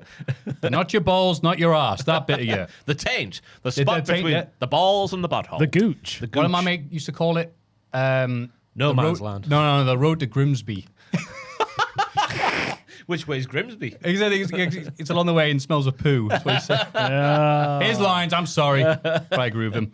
Then he shrugs it off, lands the first 48, then takes that bump into the steel, and then he sells that. But, he can't take a proper bump in the back of the head. So almost like a back bump, and that killed him more than the thing to the balls. That is not believable. Whiplash. Yeah. Yeah, I guess. But then, whatever. Have you ever been in a car crash? Oh, no, but when I was in the Dodgems, when I was a young'un, and I got hit, and, obviously it's Dodgems, and oh my God, did I have, that's what JFK felt like. Bloody hell. I mean, my mum was on the side going, you all right, son? I saw your head go back. I went, I'm all right, Christ. Bloody hell. I hate the Dodgems. I don't get the appeal. It just hurts. That was the last time I ever went on them. I went, oh my God, I get hurt doing this. Yeah, it does. you're all right. Dodgems are fantastic. Oh, there's no fun. Unless No, you're... you got the proper body for them. Skinny idiot mate like me. Nah. I've Dangerous not for me. always been this big. I was a skinny boy. I'm a fat man, but a skinny boy. I just got bad memories because of the Metro Centre guy who was my brother was wearing white. God. I'm sure I've told this before as well. My brother was wearing white shorts on the fluorescent lighting of the Metro Land one. He was like, I can see through your shorts. Oh, Oh, I no. was about 7 years old at the time. oh yeah. my So I God. hope he's dead. Oh, yeah, probably. Yeah. Yeah. And he'll be I also didn't like this match because no one cared, and just going, wait, Mello was really at heat. It was over a few weeks ago, and they did the thing with Miz, and he had the heat there, and going, get away from Miz. They've done nothing with it. Yeah. Yeah, remember Yeah. how over he was before Mania? Yeah. When Sammy screwed him out of the title and everyone was raging about it because they loved him so much. Go back to that. WWE's so good at taking heat and turning it into non-heat. I wish they could come over here. Just come in my room right now. I'll get some sleep. No, you've not been watching Paul Heyman this week. He says Triple H is the best to have his ear to the floor, and he hears what the fans are saying, and he pivots based on what the fans are saying to him. So you're just wrong. Cody- We're all wrong sat here. I can't Cody believe Heyman says- said that after 2 decades of being in the same company. Cody says that Triple H got the hardest job out of anyone right now. Says he's doing a great job. Oh, wow. Cody Rhodes said that about the place he works for. I imagine it's pretty... Something obviously since Netflix and TKO came in. Yeah. It's changed big time. Hey, Busted Open also say WWE is a great place to work and they know what they're doing and you should shut up. I can't wait for 20 years time where he reveals what's going on recently, because compared to 22 to 24 and start at 25 to now, it's 2 different companies. Yeah. I also want to know what. So Yeah. then people have been like ums and errands like, oh, Triple H doesn't have that much control over stuff. I'm like, Feels all right, like well, it. he's either in charge and on the bloody show every week going, hi, it's me, or he's not. Yeah. To So be shut fair, up. I guess those videos have died down a little bit. Like, haha, here I funny am. that, now, yeah. doing the entrance. This is all me. I'm the god of wrestling. Again, one of the highlights of the entire Rumble and Saudi, crowd going nuts for everything, cheering, yay, Roman Reigns won, yay. After the show, you still suck. He's like, what? I gave you what you wanted. We all had you cheering. Now you're still chanting you suck. That's amazing. He went, nah, bollocks to this. Anyway, Bollockshausen is next. Yes, he can now make The Miz and Kit say their catchphrases using a computer and some tin foil and a ring light on each man. The shagging cousins lost thousands of dollars last week because Danhausen did not curse the Knicks. Danhausen spent that money the shagging cousins gave him on the hats that the Miz and Kit are wearing. Matt Cardona has lost his watch, but he's not complaining. No. That makes him a great guy. Yeah. Why aren't you shocked that he's not complaining? He's a great guy. He's a nice man because he met doesn't with- he doesn't want money back. I've mentioned Matt Cardona's appearance there, and you've greeted me with a vacant expression. Does that not make you feel? I just want to feel. Matt's team won because I guess he supports the Knicks. And if you have a problem with Danhausen, you have a problem with Matt Cardona. Let's have a wrestle. Then electrical current. Wow, I can't believe Matt Cardona would show up on TV and latch onto somebody more popular than himself. That's so unlike him. Yeah, he was with Apollo Crews months ago backstage talking. It doesn't always happen. Yeah, fair enough. An electrical current then goes through the Miz's flesh and t-shirt, and a prodding Cardona, because he's prodding the Miz's fleshy t-shirt area, is shocked and says, "You know it," when Danhausen asks if he's okay, which is a double entendre, because it's also an answer to the question, but also his old catchphrase. It's clever, that, isn't it? Layers. Did Matt Cardona go, wait, what's that electricity thing? I haven't seen that in my matches in ages. Oh. Dear Any me. thoughts there, Joel? It's just bollocks, isn't it? It's good fun, though. I don't Yeah, I'm mind it. enjoying it. Yeah, I don't mind it. It's a nice bit of spice in the show. Yeah, you know what? Variety. And it's good bollocks. And I put, him going, ow, ow, ow. You know it. I got a polite chuckle there, like, ho, ho. With decent dumbness, I've put it to sum it up. I was more confused at the start on the SmackDown. There's a bunch of Cena commercials in plugging the club WWE stuff as if not give this company enough of our bloody money. What happened to that tournament that was decided on reactions that happened? Have we just all moved on? I'm absolutely very happy we have. But I genuinely it's just forgot nothing about happened. that. They all went, oh, nah, get rid of that. I think it was meant to be happening like towards the end of the year, like his retirement match was. So obviously, there's still a bit to go. I think they might have realised that wins and losses do actually kind of matter in wrestling, and just going, yay! Even though he lost, doesn't quite work as a concept. Yeah, it's very rare for me to go, oh, can we just not mention that? I haven't heard anyone talk about that for ages. I totally forgot. It's always thinking because I was like, it's seen as just like, Club WWE, blah, blah, blah. I'm like, hang on, last time you were on TV, you were plugging something else. The It was historic complete announcement bollocks, wasn't going it? to change the foundation of WWE. Was it WrestleMania when he did it, the It announcement? was around that time, yeah. Or the pay-per-view after? It was after. Yeah, it was after. Oh, yeah. okay, beg your pardon. It was afterwards. Was it Backlash? Oh, yeah, Might have your been Backlash, Backlash. you did a thing with Danhausen, didn't it? No, that was at Mania. Doesn't matter. I'm boring So people much now. wrestling. Sorry, I beg your pardon. He was definitely on one after Mania. But I definitely remember him saying, here is this wacky idea. Yeah. And, he heard the crickets and went, okay, I'm off. Jey Uso then defeated Javon Evans in a King of the Ring tournament semi-final match. It's a 4-chapter story, this one, lads. Jey Uso is really cocky about getting to the finals. What? so many chapters this week. Hey, it's how SmackDown is until it goes back to book. 2 hours. I love how you put that, but also the idea of wow, it's a massive book. There's 4 chapters. Look, there's been this is a chapters in Mr. Men book. every This is segment. the last 4. Yeah, it's a book with volumes. It's one That's book. better, with- yeah. Yes, okay, yeah. So this George is R. R. Martin. this is 'Cause volume- He can't finish a story either. volume 4, chapter 1. yeah. Jey Uso is really cocky about getting to the finals until Javon Evans calls him Unk. Jay threatens that to make him his son, which would mean he would go from Unk to father. It's confusing. I had to look up what Unk meant. It's a term of respect in African American vernacular English, in brackets AAVE, for older men in the community. Gen Z and Gen Alpha. What?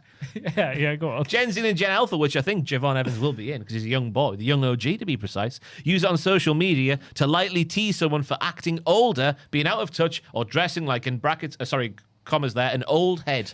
Thank you for saying that, because they explained it on commentary a bit about that. But I am so old, I thought Unk was a sign of respect. It's like, oh no, the kids don't mean it. Means you old get is cool what they Unk. mean. Yeah. I'm like, oh, so I thought Jay was like being a complete dickhead. Uncle here. Phil. Yeah, right, Uncle Phil. He's min. We love Uncle Phil over here in the UK. I get called Unk. By who? Oh no. My girlfriend's co-worker. She's like 20, Thank God you added another word after girlfriend there. That'd been hysterical. She's 21. She calls me an Unk. Just because I'm old. But you are still in your 20s, aren't you? No, I'm 30. Oh, just Oh yeah, okay. Smidge. But still, yeah, come on. it's I'm them not that corduroy pants, Joel. bad. Yeah, it is. That is Corduroy, I've said that. pretty Yeah, old. okay, yeah, we know what you meant. There was a highly contentious start to this week. Oh, okay. What? Didn't realise we'd started recording, so I was just speaking to Joel about his trouser wear, because Joel wore corduroy trousers to work the other day in the searing heat. Yeah. He's got them on now. Oh yeah, There bit you of are. leg. Dark green I've got number no there. clean clothes.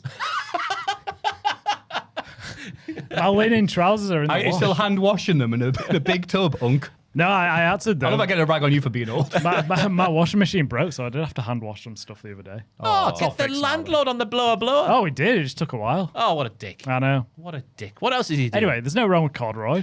I just thought it was a heavy material to wear, but you've since proven me, or told me I was wrong. I am warm down there at the minute. down there. A little bit of Betty Swallocks, is it? Yeah, a little bit. Yeah, but it's better than jeans. I didn't really have anything else, honestly. No shortsy shorts. They're in the wash. All How in the many wash. Do you have more than one pair? Yeah, I could have worn another pair.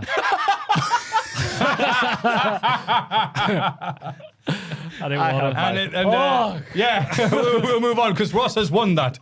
To be right, Volume 4, Chapter 2. God, To be fair, Jey Uso's face in this match, so on to the match portion now, was fantastic because Siobhan was out wrestling him and Unk was like, what the hell? Maybe I am cooked. Uso going slightly heely when going back on top in the match, ripping Siobhan's shirt off to expose his Diamond Dallas Page hurty ribs. DDP interviewed by Tom Campbell. Watch out for that happening soon. Oh, I didn't know that was happening. Watch out. Yesterday, yeah. DDP's over here soon, so he's been doing the interview round, so he has. Lovely. They talk about DDP's hurty ribs in the interview. Find out more about that in the interview. Get in. Yeah. Oh, wait, just to interrupt there. DDP's ribs are so bandaged up so frequently that it's one of his alternate outfits in the games for the N64. Woohoo! They got damaged ribs, DDP in the game. The person making the figures is just like, oh, what a fashionable cummerbund he wears. What a real trendsetter there. Wade pointing out that Jade looked a bit like Roman Reigns in the way he was wrestling, and if that was true, I was thinking there's a chance they're going back to that storyline they've forgotten to do 3 times now. Come back in 4 years to see if they will follow through. I've written down, but his performance here was very slow. He hit hard. He hit heavy, just like Roman Reigns likes to do. Huge spear from Jey Uso hurts the ribs of Siobhan. Siobhan enters a gutsy underdog territory performance of the match. Another spear and an Uso splash, and that's it for a relatively conclusive win, which shocked me because Siobhan didn't really get anything in there. And he's not wrestling Gunther. He's not wrestling Goldberg. He's not wrestling Von Wagner. He's wrestling Jey Uso. Yeah, but they like Jey Uso. They push him strong. Yeah, but he was always going to win. Yeah, and I'm confused with that because he is technically... It's so weird with the bloodline because Roman Reigns is technically heel, but people are like, yeah, it's Roman, he's got the aura, etc., etc. But then it's like, aren't they also heels then because they're a pair of bitches? I don't know. Shades of grey. He's Make also your own mind up. cheered and yeeted everywhere. He yeets. He still yeets, but he's also a dick. Yeah. Who's just a groupie. Yeah, that's a good way It to makes spend no sense. He's I a don't cool know. groupie. I hate Jey Uso at the minute. It really annoys me, especially on Raw. We'll get to that. Yeah. What do you think of this? Did he annoy you here? Yeah, of course he did. I just like Javon more. Javon was great when he was like in charge and like leading the match and getting the crowd alive. Fantastic. Whenever Jay was taking over, I was just like, oh, boring. He's so boring. To be fair to WWE, I don't know how the King Queen of the Ring finals are going to go. I think that's quite up in the air. It could go either way for both. I mean, we'll get to it in the next. We'll get to it later on. But back to Paul Heyman news, everybody. Yeah. Because I saw this match, then saw the clip on Twitter of Paul Heyman's interview with Cody Rhodes. And Chris Van Vliet, sorry. yeah. Easy mistake to make, obviously. Yeah, they're not... Chris Van Vliet is not affiliated with WWE. What's your favourite sock to put on in the morning? Sorry, that's how. Oh God, I saw it. Is that what he says? I don't know. It's just those kind of questions. No, I'm with you. It's like, Yeah. and again, it's not his fault, Chris Van Vliet. It's just I don't watch that type of stuff because it used to be so much better when you get response out of wrestlers when they were being real people. Yeah. But because Yeah. of those interviews back in the day, the shoot interviews, the RF video ones, the high spots ones, that then circle around the internet for years and years and years and years, wrestlers have gone, am I bollocks confessing to anything serious or saying my actual opinions? Yeah. And now everyone's just basically fake. So He's obviously very, very good for the wrestling media, is Chris Van Vliet, because he carries himself and acts like he's not of the wrestling media, which is a good thing. He definitely carries himself like he's above. Yeah. And I think that's good for the wrestling media as a whole. But in terms of like if you're as balls deep as we are in the wrestling, I fail to see what you get out of a Chris Van Vliet interview these days. I guess it's going to be someone's favorite, first time hearing someone's legendary story about something. Yeah. So, Yeah. you know, it's them or through the ropes or, still better than listening to Errol Hawani right now. So His old interviews sometimes pop up on my Twitter feed, you know, Chris Van Vliet, when he was interviewing like Anne Hathaway and she got all flustered. it's crazy, isn't it? He's like, And that wait, hang one, on. He's I saw the other one for the first time with Dakota Johnson and someone else, and they were proper flirting with him. And I was He's like, a good-looking my boy. He's God. I like was Ben oh, Stiller, but drawn God. better. You've got Dakota Johnson in front of you, just like saying how hot you are. Oh my God, Chris Van Vliet. What a man. God. But anyway, I also don't like his initials are CVV, so whenever I have to give them a debit card, I go, oh yeah, I'll give you me Van Vliet. But in his interview with Heyman, Heyman's like, oh, Triple H is also fantastic. fantastic at building new stars. Oh, yeah. And mate. part of this where he's waxing lyrical about Trick Willie and Obafemi and other people in there, he goes like, if Siobhan Evans is not one of those stars on that similar level to Trick and Oba by the end of the summer, we've done something very wrong. And we're middle of the summer now, and he's just being hoofed by Jey Uso, which is not the way to make a star. So it's an interesting time for Heyman's comments of that subject to come out for me. Yeah. I'm with you. I was like, oh, get in. Javon's going to win this and have a match with Oba because they've had the chemistry before in NXT. To be the main roster, going to see that for the first time. It's going to be Min. Jay wins after Javon did all the work. And he took a great bump from the spear, which doesn't always happen with Jay, as we know. But best thing on the show by a country mile. I don't know if Jay's a good guy or not. He's in the bloodline. This isn't nuance if it's badly written. It's ambiguous, isn't it? Because it's like... Well, I mean, you say that, but it's not. He comes, he's full like, "Hi, it's me." But he stopped doing that for a few weeks, like about a month or so ago, which was it fit. But now he's just gone back to doing it while also being the delusional guy in the bloodline. Yeah. So it feels a bit discombobulated. It's like the two separate people, and it doesn't really make sense. Yeah. Maybe we're just too obtuse to recognize this split personality. Oh, you need a big brain to watch the WWE and get it. It's like, yeah, okay. Backstage we go, guys, for Volume 4, Chapter 3. You go there. We'll just stay back. Stay out front. Fatu has been watching, but Solo says Roman sent Jacob to SmackDown to get in his head and mess with his business. And Solo has a message for Roman because apparently none of the bloodline have a bloody phone. Ring him, for goodness sake. If he keeps messing with his family, this is Solo speaking, maybe Solo will come and mess with his family. And I've written down, Maffew, words I can't say on the podcast. F me! Being in a relationship with these men must be an effing nightmare.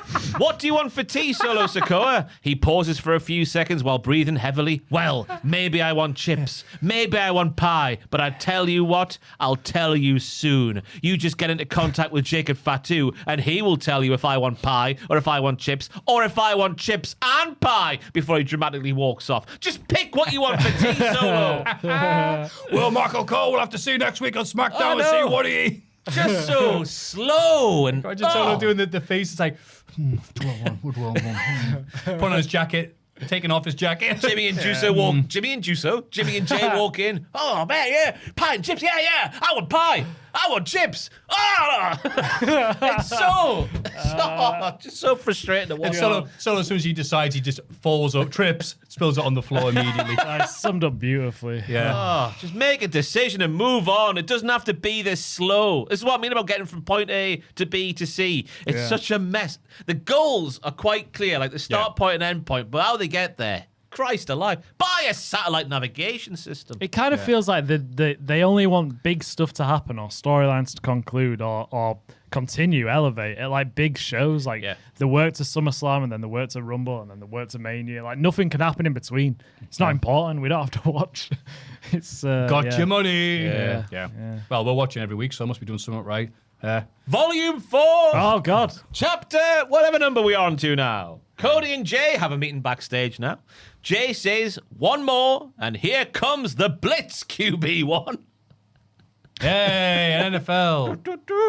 Oh, not World War One. The Blitz is no, you know what? Yeah. Oh, you know Jay Uso had those fighter pilot glasses on and a big scar. That's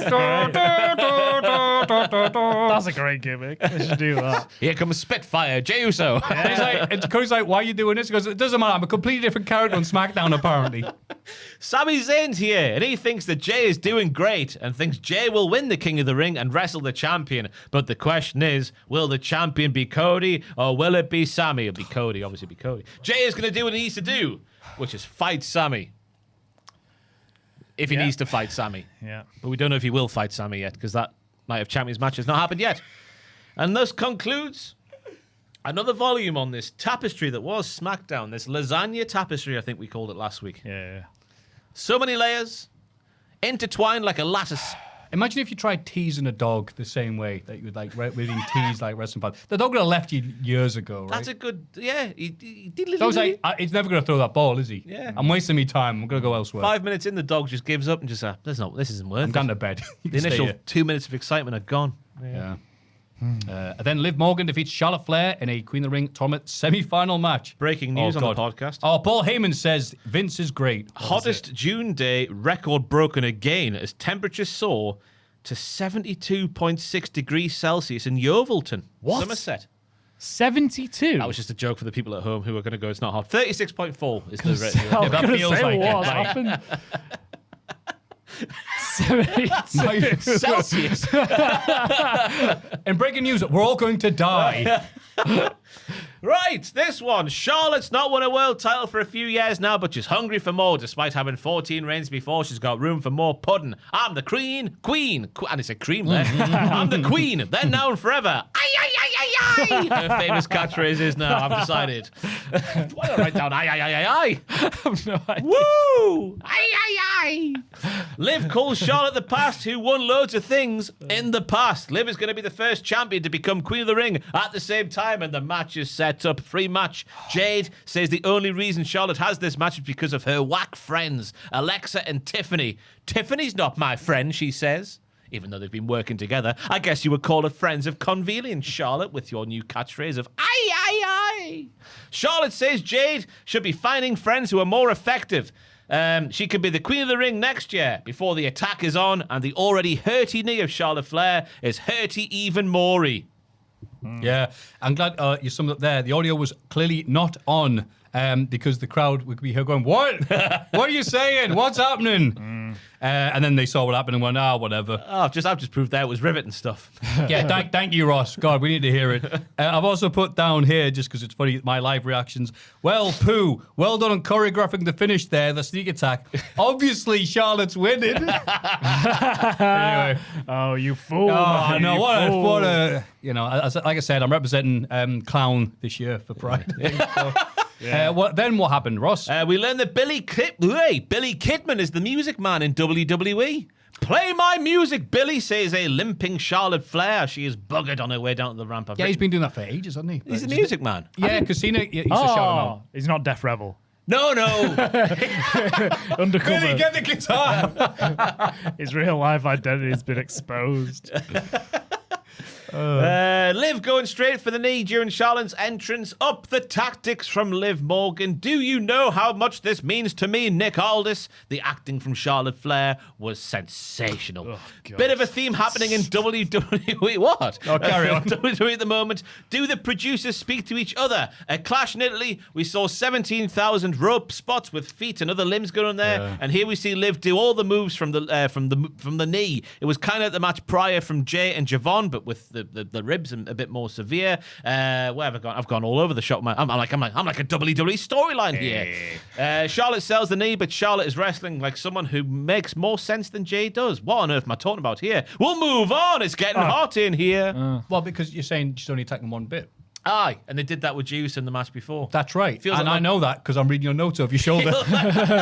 Feels like they're not talking to each other. I think it's me point there. Right, yeah. Liv goes for a splash, which is worse than Tamina's, which is a staggering feat to achieve. Good God. I got my phone blew up there, by the way. Good God. It must be death-defying to go for a splash, but still, if you're not that comfortable, just don't do it. do it, yeah. She lands on her feet first. Is that when Cartman had the wings on?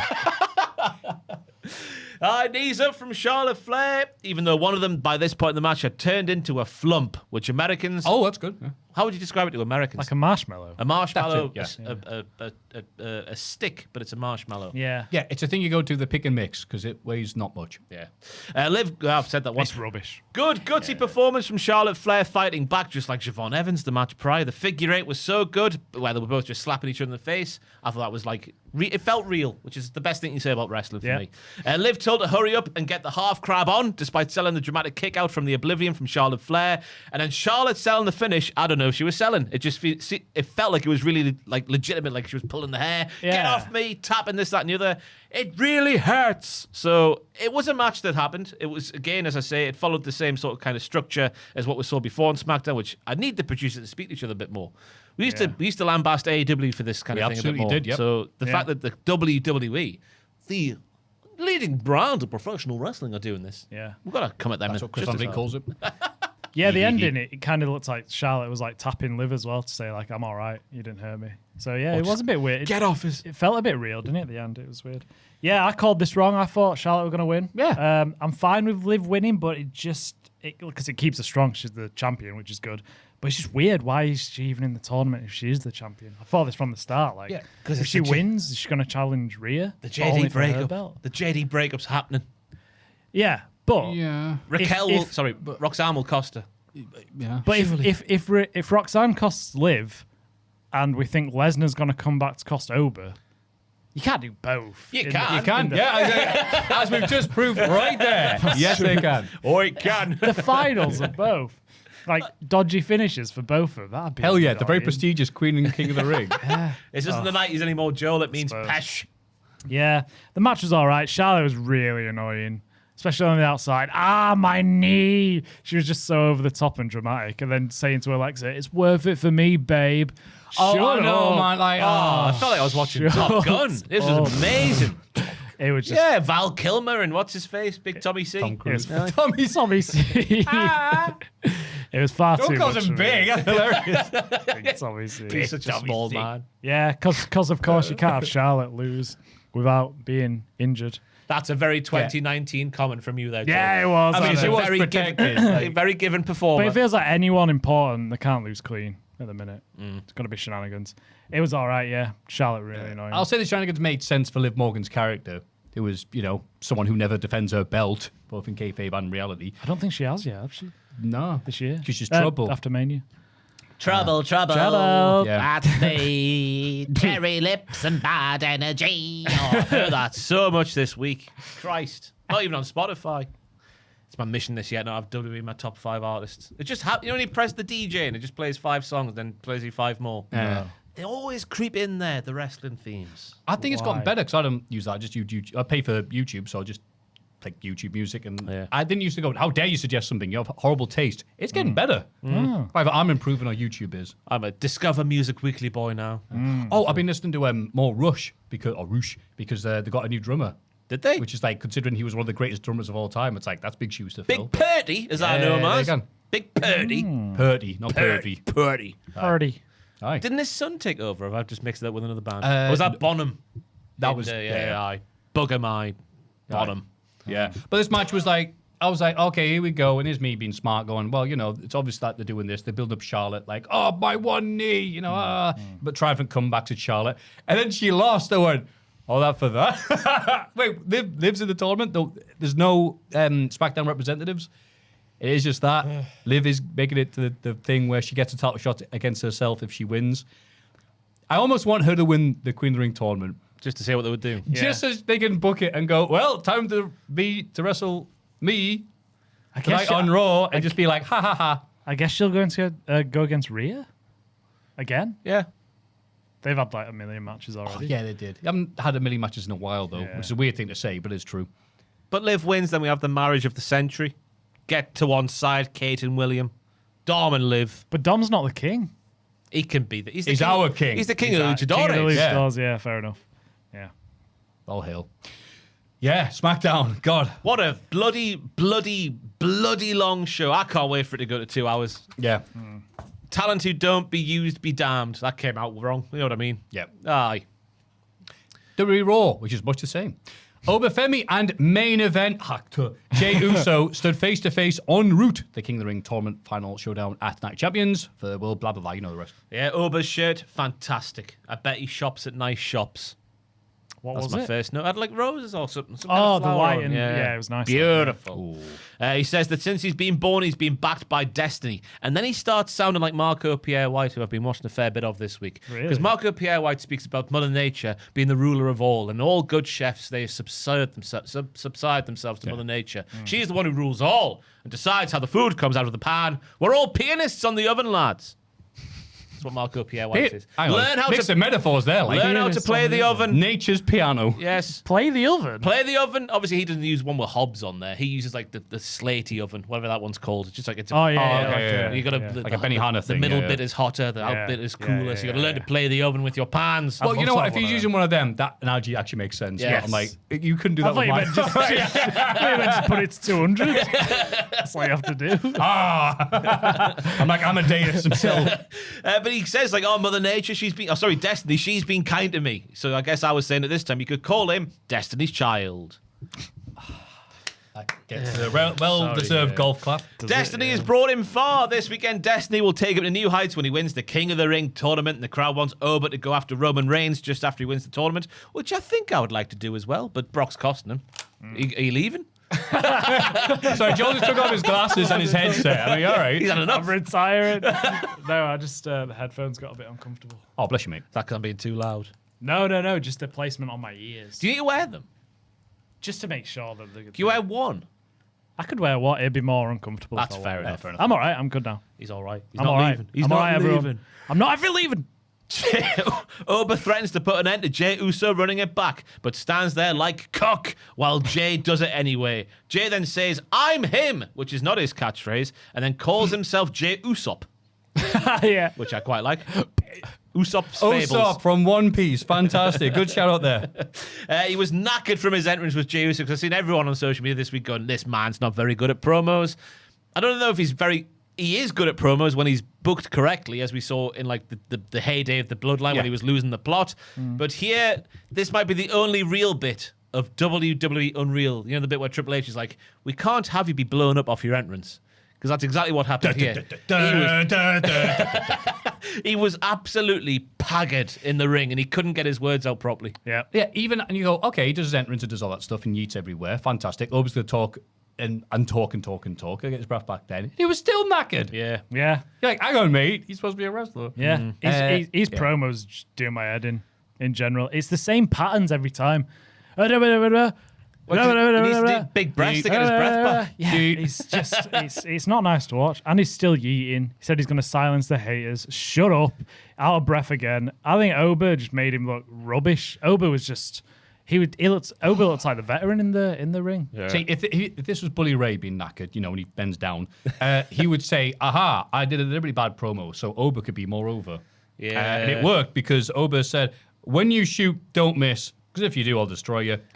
If you don't, I'll still destroy you. Fantastic. Yeah. What are you going to do, you, young Oba.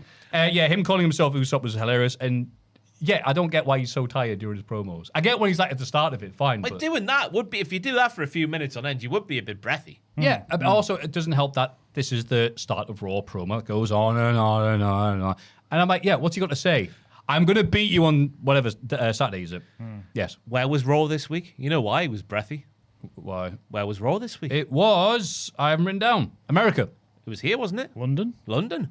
I think this one was London. What's Yeah, it happened was. this- Oh my God, it was London. Sorry. What's happened this week in this country, lads? What's happened to the air? Oh, do you think he was like pouring one out for Keir Starmer backstage? Is that what you're saying?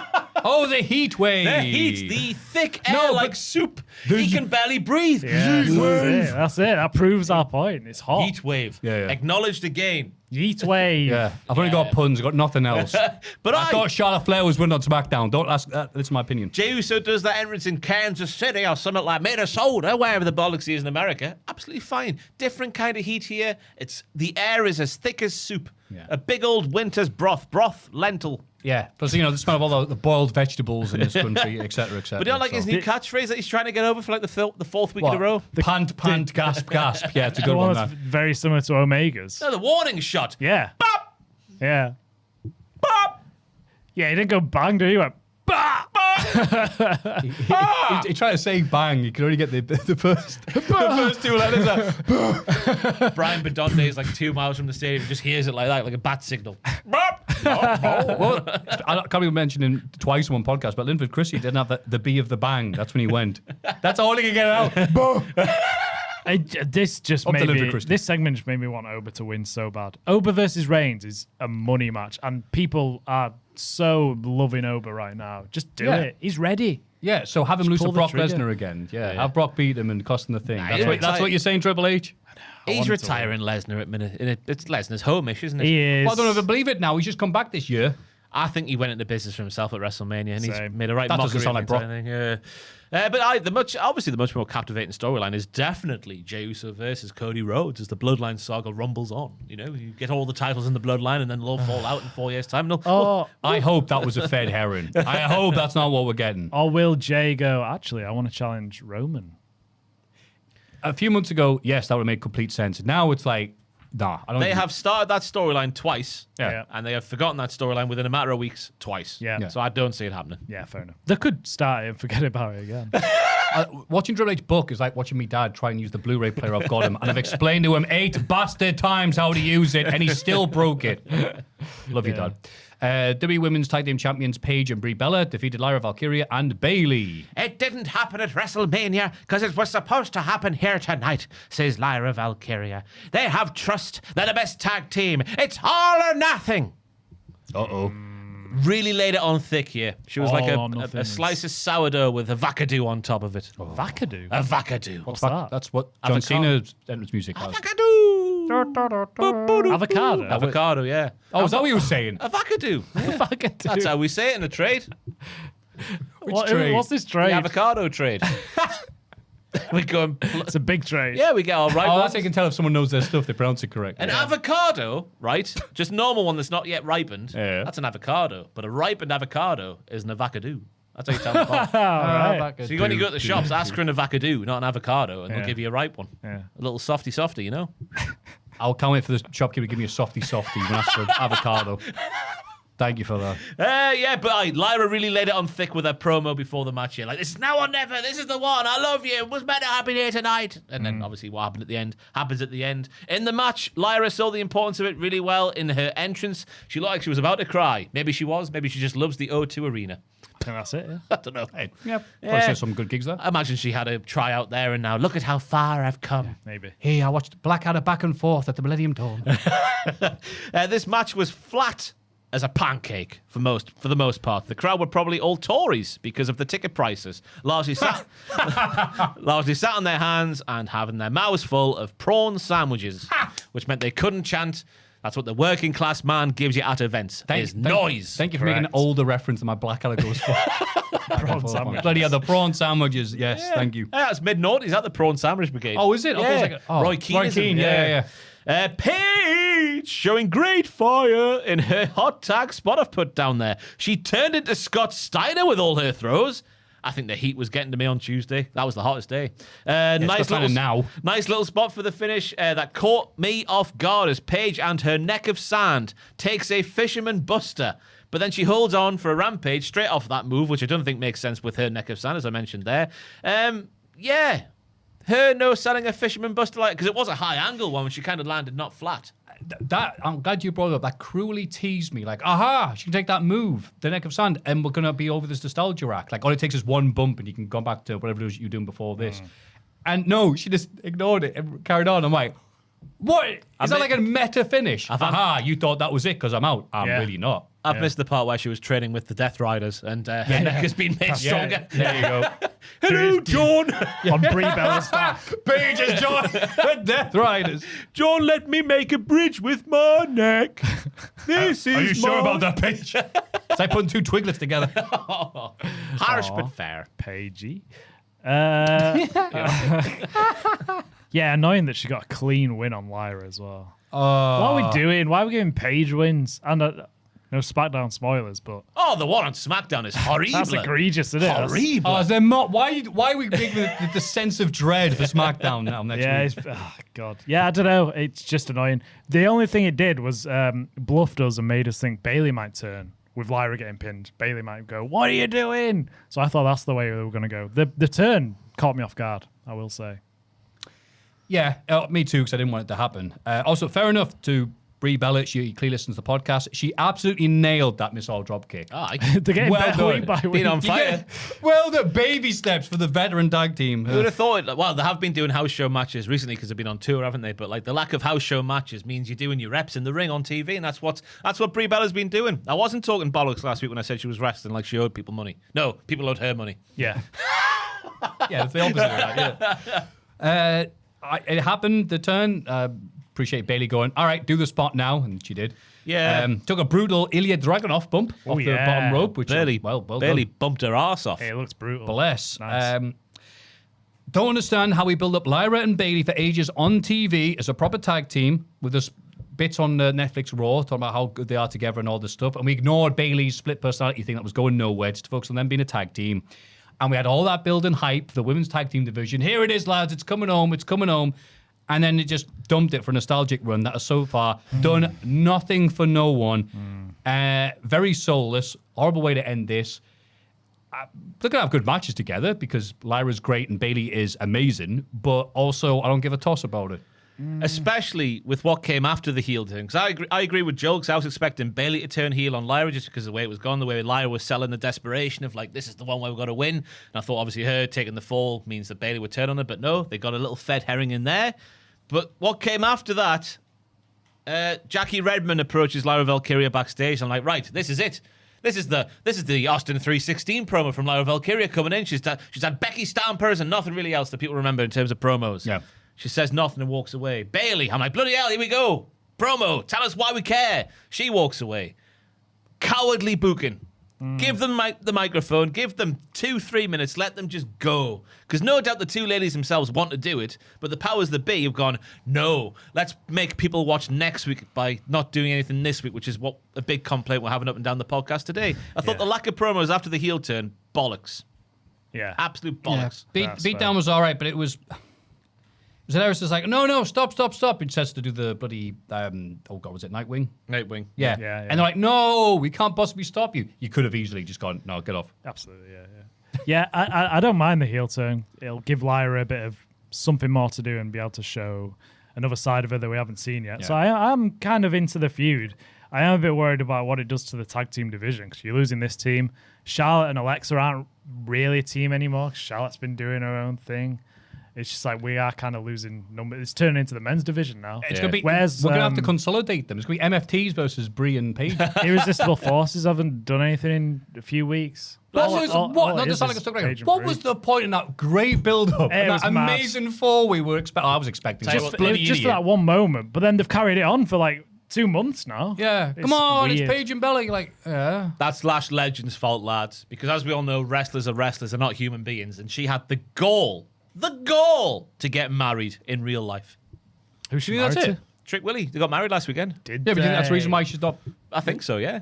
Trick's there. Giving her time off. Trick's on telly. Lash isn't. I'm just trying to think of a reason why. Fair enough. It's better than anything on TV. Maybe she got married to somebody else. On the honeymoon by herself. Got married to Trick Willie showed up and go, whoa. Got married to Little Yachty instead. Yeah. The gingerbread man. I'll fill in for you, Trick. Anyway. Luckily, though, we do get one good promo on this Raw with a woman. Maxine Dupree shut down Chad Gable's apology, the Alpha Academy. Yeah, really good stuff this. So Chad saying, I've had a hell of a month. Bloody hell, a hell of a month. I can't get my words out now. Losing his mask in Mexico, he lost his self-respect, his reputation, his dignity, his friends over the last couple of years on top of that. Chad always saw the potential in Maxine Dupree, but the way he treated her was pathetic and embarrassing. And that's my fault. And this is the only time that Maxine hasn't used her shocked face while reacting to a promo. And I was like, this is the one time you should have. He's apologized to you. What? And the reason why? I don't know yet. I don't know. I'll get to it a bit later on, I guess. Oh, sorry. I'm trying to help there. I can only go in order. Sorry, I forgot what happens until I read it out. Tozawa has the heart of a lion and fighting spirit, and Chad tried to squash that, and that's on him. Otis is the most loyal friend anyone could have in the planet. He'd take a bullet, he'd jump in front of a car. The tears of Chad, the voice is breaking. They trained at the Olympic Training Center together. They lived together. Otis held the hands of Chad's daughters when they were born because he's a doctor. I like how Otis was like miming it. Trying to eat them. You know. But Chad wanted the IC title more than he did his friendship, and that's on him. They owe Chad nothing, but Chad owes them all an apology. Otis is about to accept, but Maxine sweeps in, steps in front of Otis, and cuts the promo of her life. She used to believe every single thing that Chad said, but now she sees everything about him as a lie. Everyone wants to forgive him, and she understands that. But she doesn't, because he made her get on her hands and knees. And I was thinking, where the bloody hell this is going? To like a dog. To stop Tozawa getting attacked by Chad Gable, which is a segment I forgot that happened, because by and large, I also forgot about that. Over the last few months, Maxine Dupree hasn't really been on TV, but when she has been on TV, she's just been talking to Austin Theory in the background of a walking shot, which is nothing. Yeah. Excuse me, do you know where the toilets nothing, are? yeah. Over there. I mean, it was a long time ago that happened, wasn't it? Yeah. Last year, was it? Was it last year or the year before? That must have been last year because he's only just come back to being Chad. Yeah. It's always been about Chad. Continues Maxine. I was when I achieved your dream, which is when she won the IC title, I realized that we didn't need you, and we don't need you now. Which, as I mentioned just there, would make sense if she'd been doing things on TV more than just standing in the background of someone else's shot, speaking to Austin Theory. What a riveting conversation that must be with Austin Theory. Oh, that's a nightmare blunt rotation. Hey, man. I saw Good Cloud today. Yeah. Did you watch WWE main event this week? No.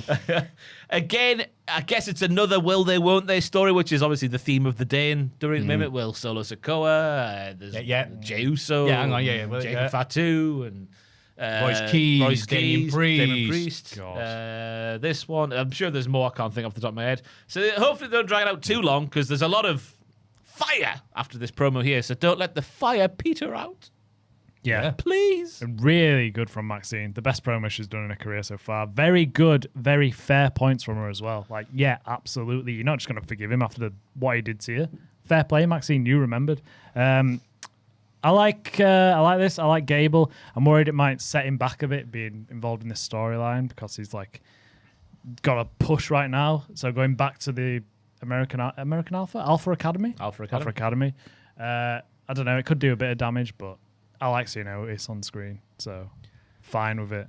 Oh, there's a heartbreaking angle come with Otis. Do you reckon Otis actually jumps in front of a car or something? Driven by Maxine. Whilst getting shot. Yeah, driven by Maxine. He said he's the most loyal friend in the world. He is. He'll jump in front of a car, quite literally. Oh, right. Yeah, Maxine's maybe. like, yeah, I'm doing it for myself. Never mind Rikishi or The Rock. That's like his entrance music becomes Mankind's. So Otis getting hit by a car every week. What would win, the car or Otis? If Otis, it's going to depend on the car, isn't it? If Otis is running full speed in the direction of the car, and the car is going, let's say 30, I reckon a Ford Fiesta downwards. So like I'm including like a Citroen C1, I'm including like a smart car. Yeah. I reckon Otis beats them. I reckon if we're going Ford Focus upwards, which I know is a different car in America, but if you Google a Ford Focus UK, if we go that size upwards, I reckon the car would win. But it'd have to be a big car. Yeah, C1 is crumpling like tinfoil. Yeah, I don't think Otis should run. He should just stand there. Yeah. Ready for it, and then just right in the wall. Maybe that's the big question. I'd love that to be the big question this week. What car? What cars could Otis stop? But he's going, as he's reading a book. Anyway, sorry. Yes. The highway code. And he's like, hey, you should have listened. It's not written on there. 20's plenty, my player. Jack Gable coming out here was like, I'm a bit worried about him because obviously he's not El Grande Americano anymore. Fine. He's not exciting. They've turned him into that bland baby face that we used to do years ago. Hi, it's me. I'm a good guy now. And I'm a bit of a wuss and not very exciting. So it took the crowd a while to get into him, especially with his crappy Def Rebel AI, Kurt Angle AI generated theme. There's news about that this week. Is there? I don't know who put it. It might have been a Wrestling Observer newsletter number, but someone was saying that they've made that theme with the goal of fans singing along with it. That made sense because the Gable bit. I'm gonna keep on running. Keep on running. It's a terrible theme. Gable. Yeah. It's got to be good to sing along with it. It's just bad. But he's there and he's just not got the energy that he did a while ago because he's trying to be honest. I was like, all right, it took a while for the crowd to get into it, but then when we started about the real life stuff, crowd like, oh, okay, yes, it's good, this. And that's why it was a shock when Maxine Dupree was like, whoa, nah. First of all, the best promo she's ever done, great emotions and facial expressions on her. And yeah, brought up stuff that did happen. I'm like, wow, this is great. Why have you waited till now to do this with her? After she beat Becky and then lost and then Natalia. and then went a few times backstage. Weird. Don't know where it's going exactly, but I'm eager to see where it goes. Maxine Dupree in the Vision, that's where it's going. Oh, my God. Well, I was excited until then. Why else would she be speaking to Austin Theory for so many weeks in a row backstage? Probably like, the camera's coming quick. I've got to look like I'm doing something. Yeah, you might be right, yeah. Right. There's a chapter 2 of this one, lads. Later on, Chad says he's been speaking to Penta, and then Dom Mysterio's here saying, Dom, you've not wrestled.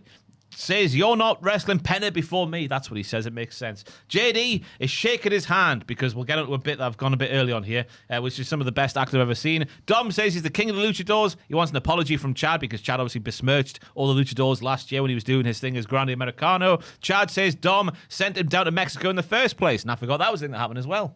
Did it? Yeah. I didn't think that actually happened. It was a What's it mean? recommendation of Dom. Oh. Don't get done, get Dom. Yes. Oh, yeah.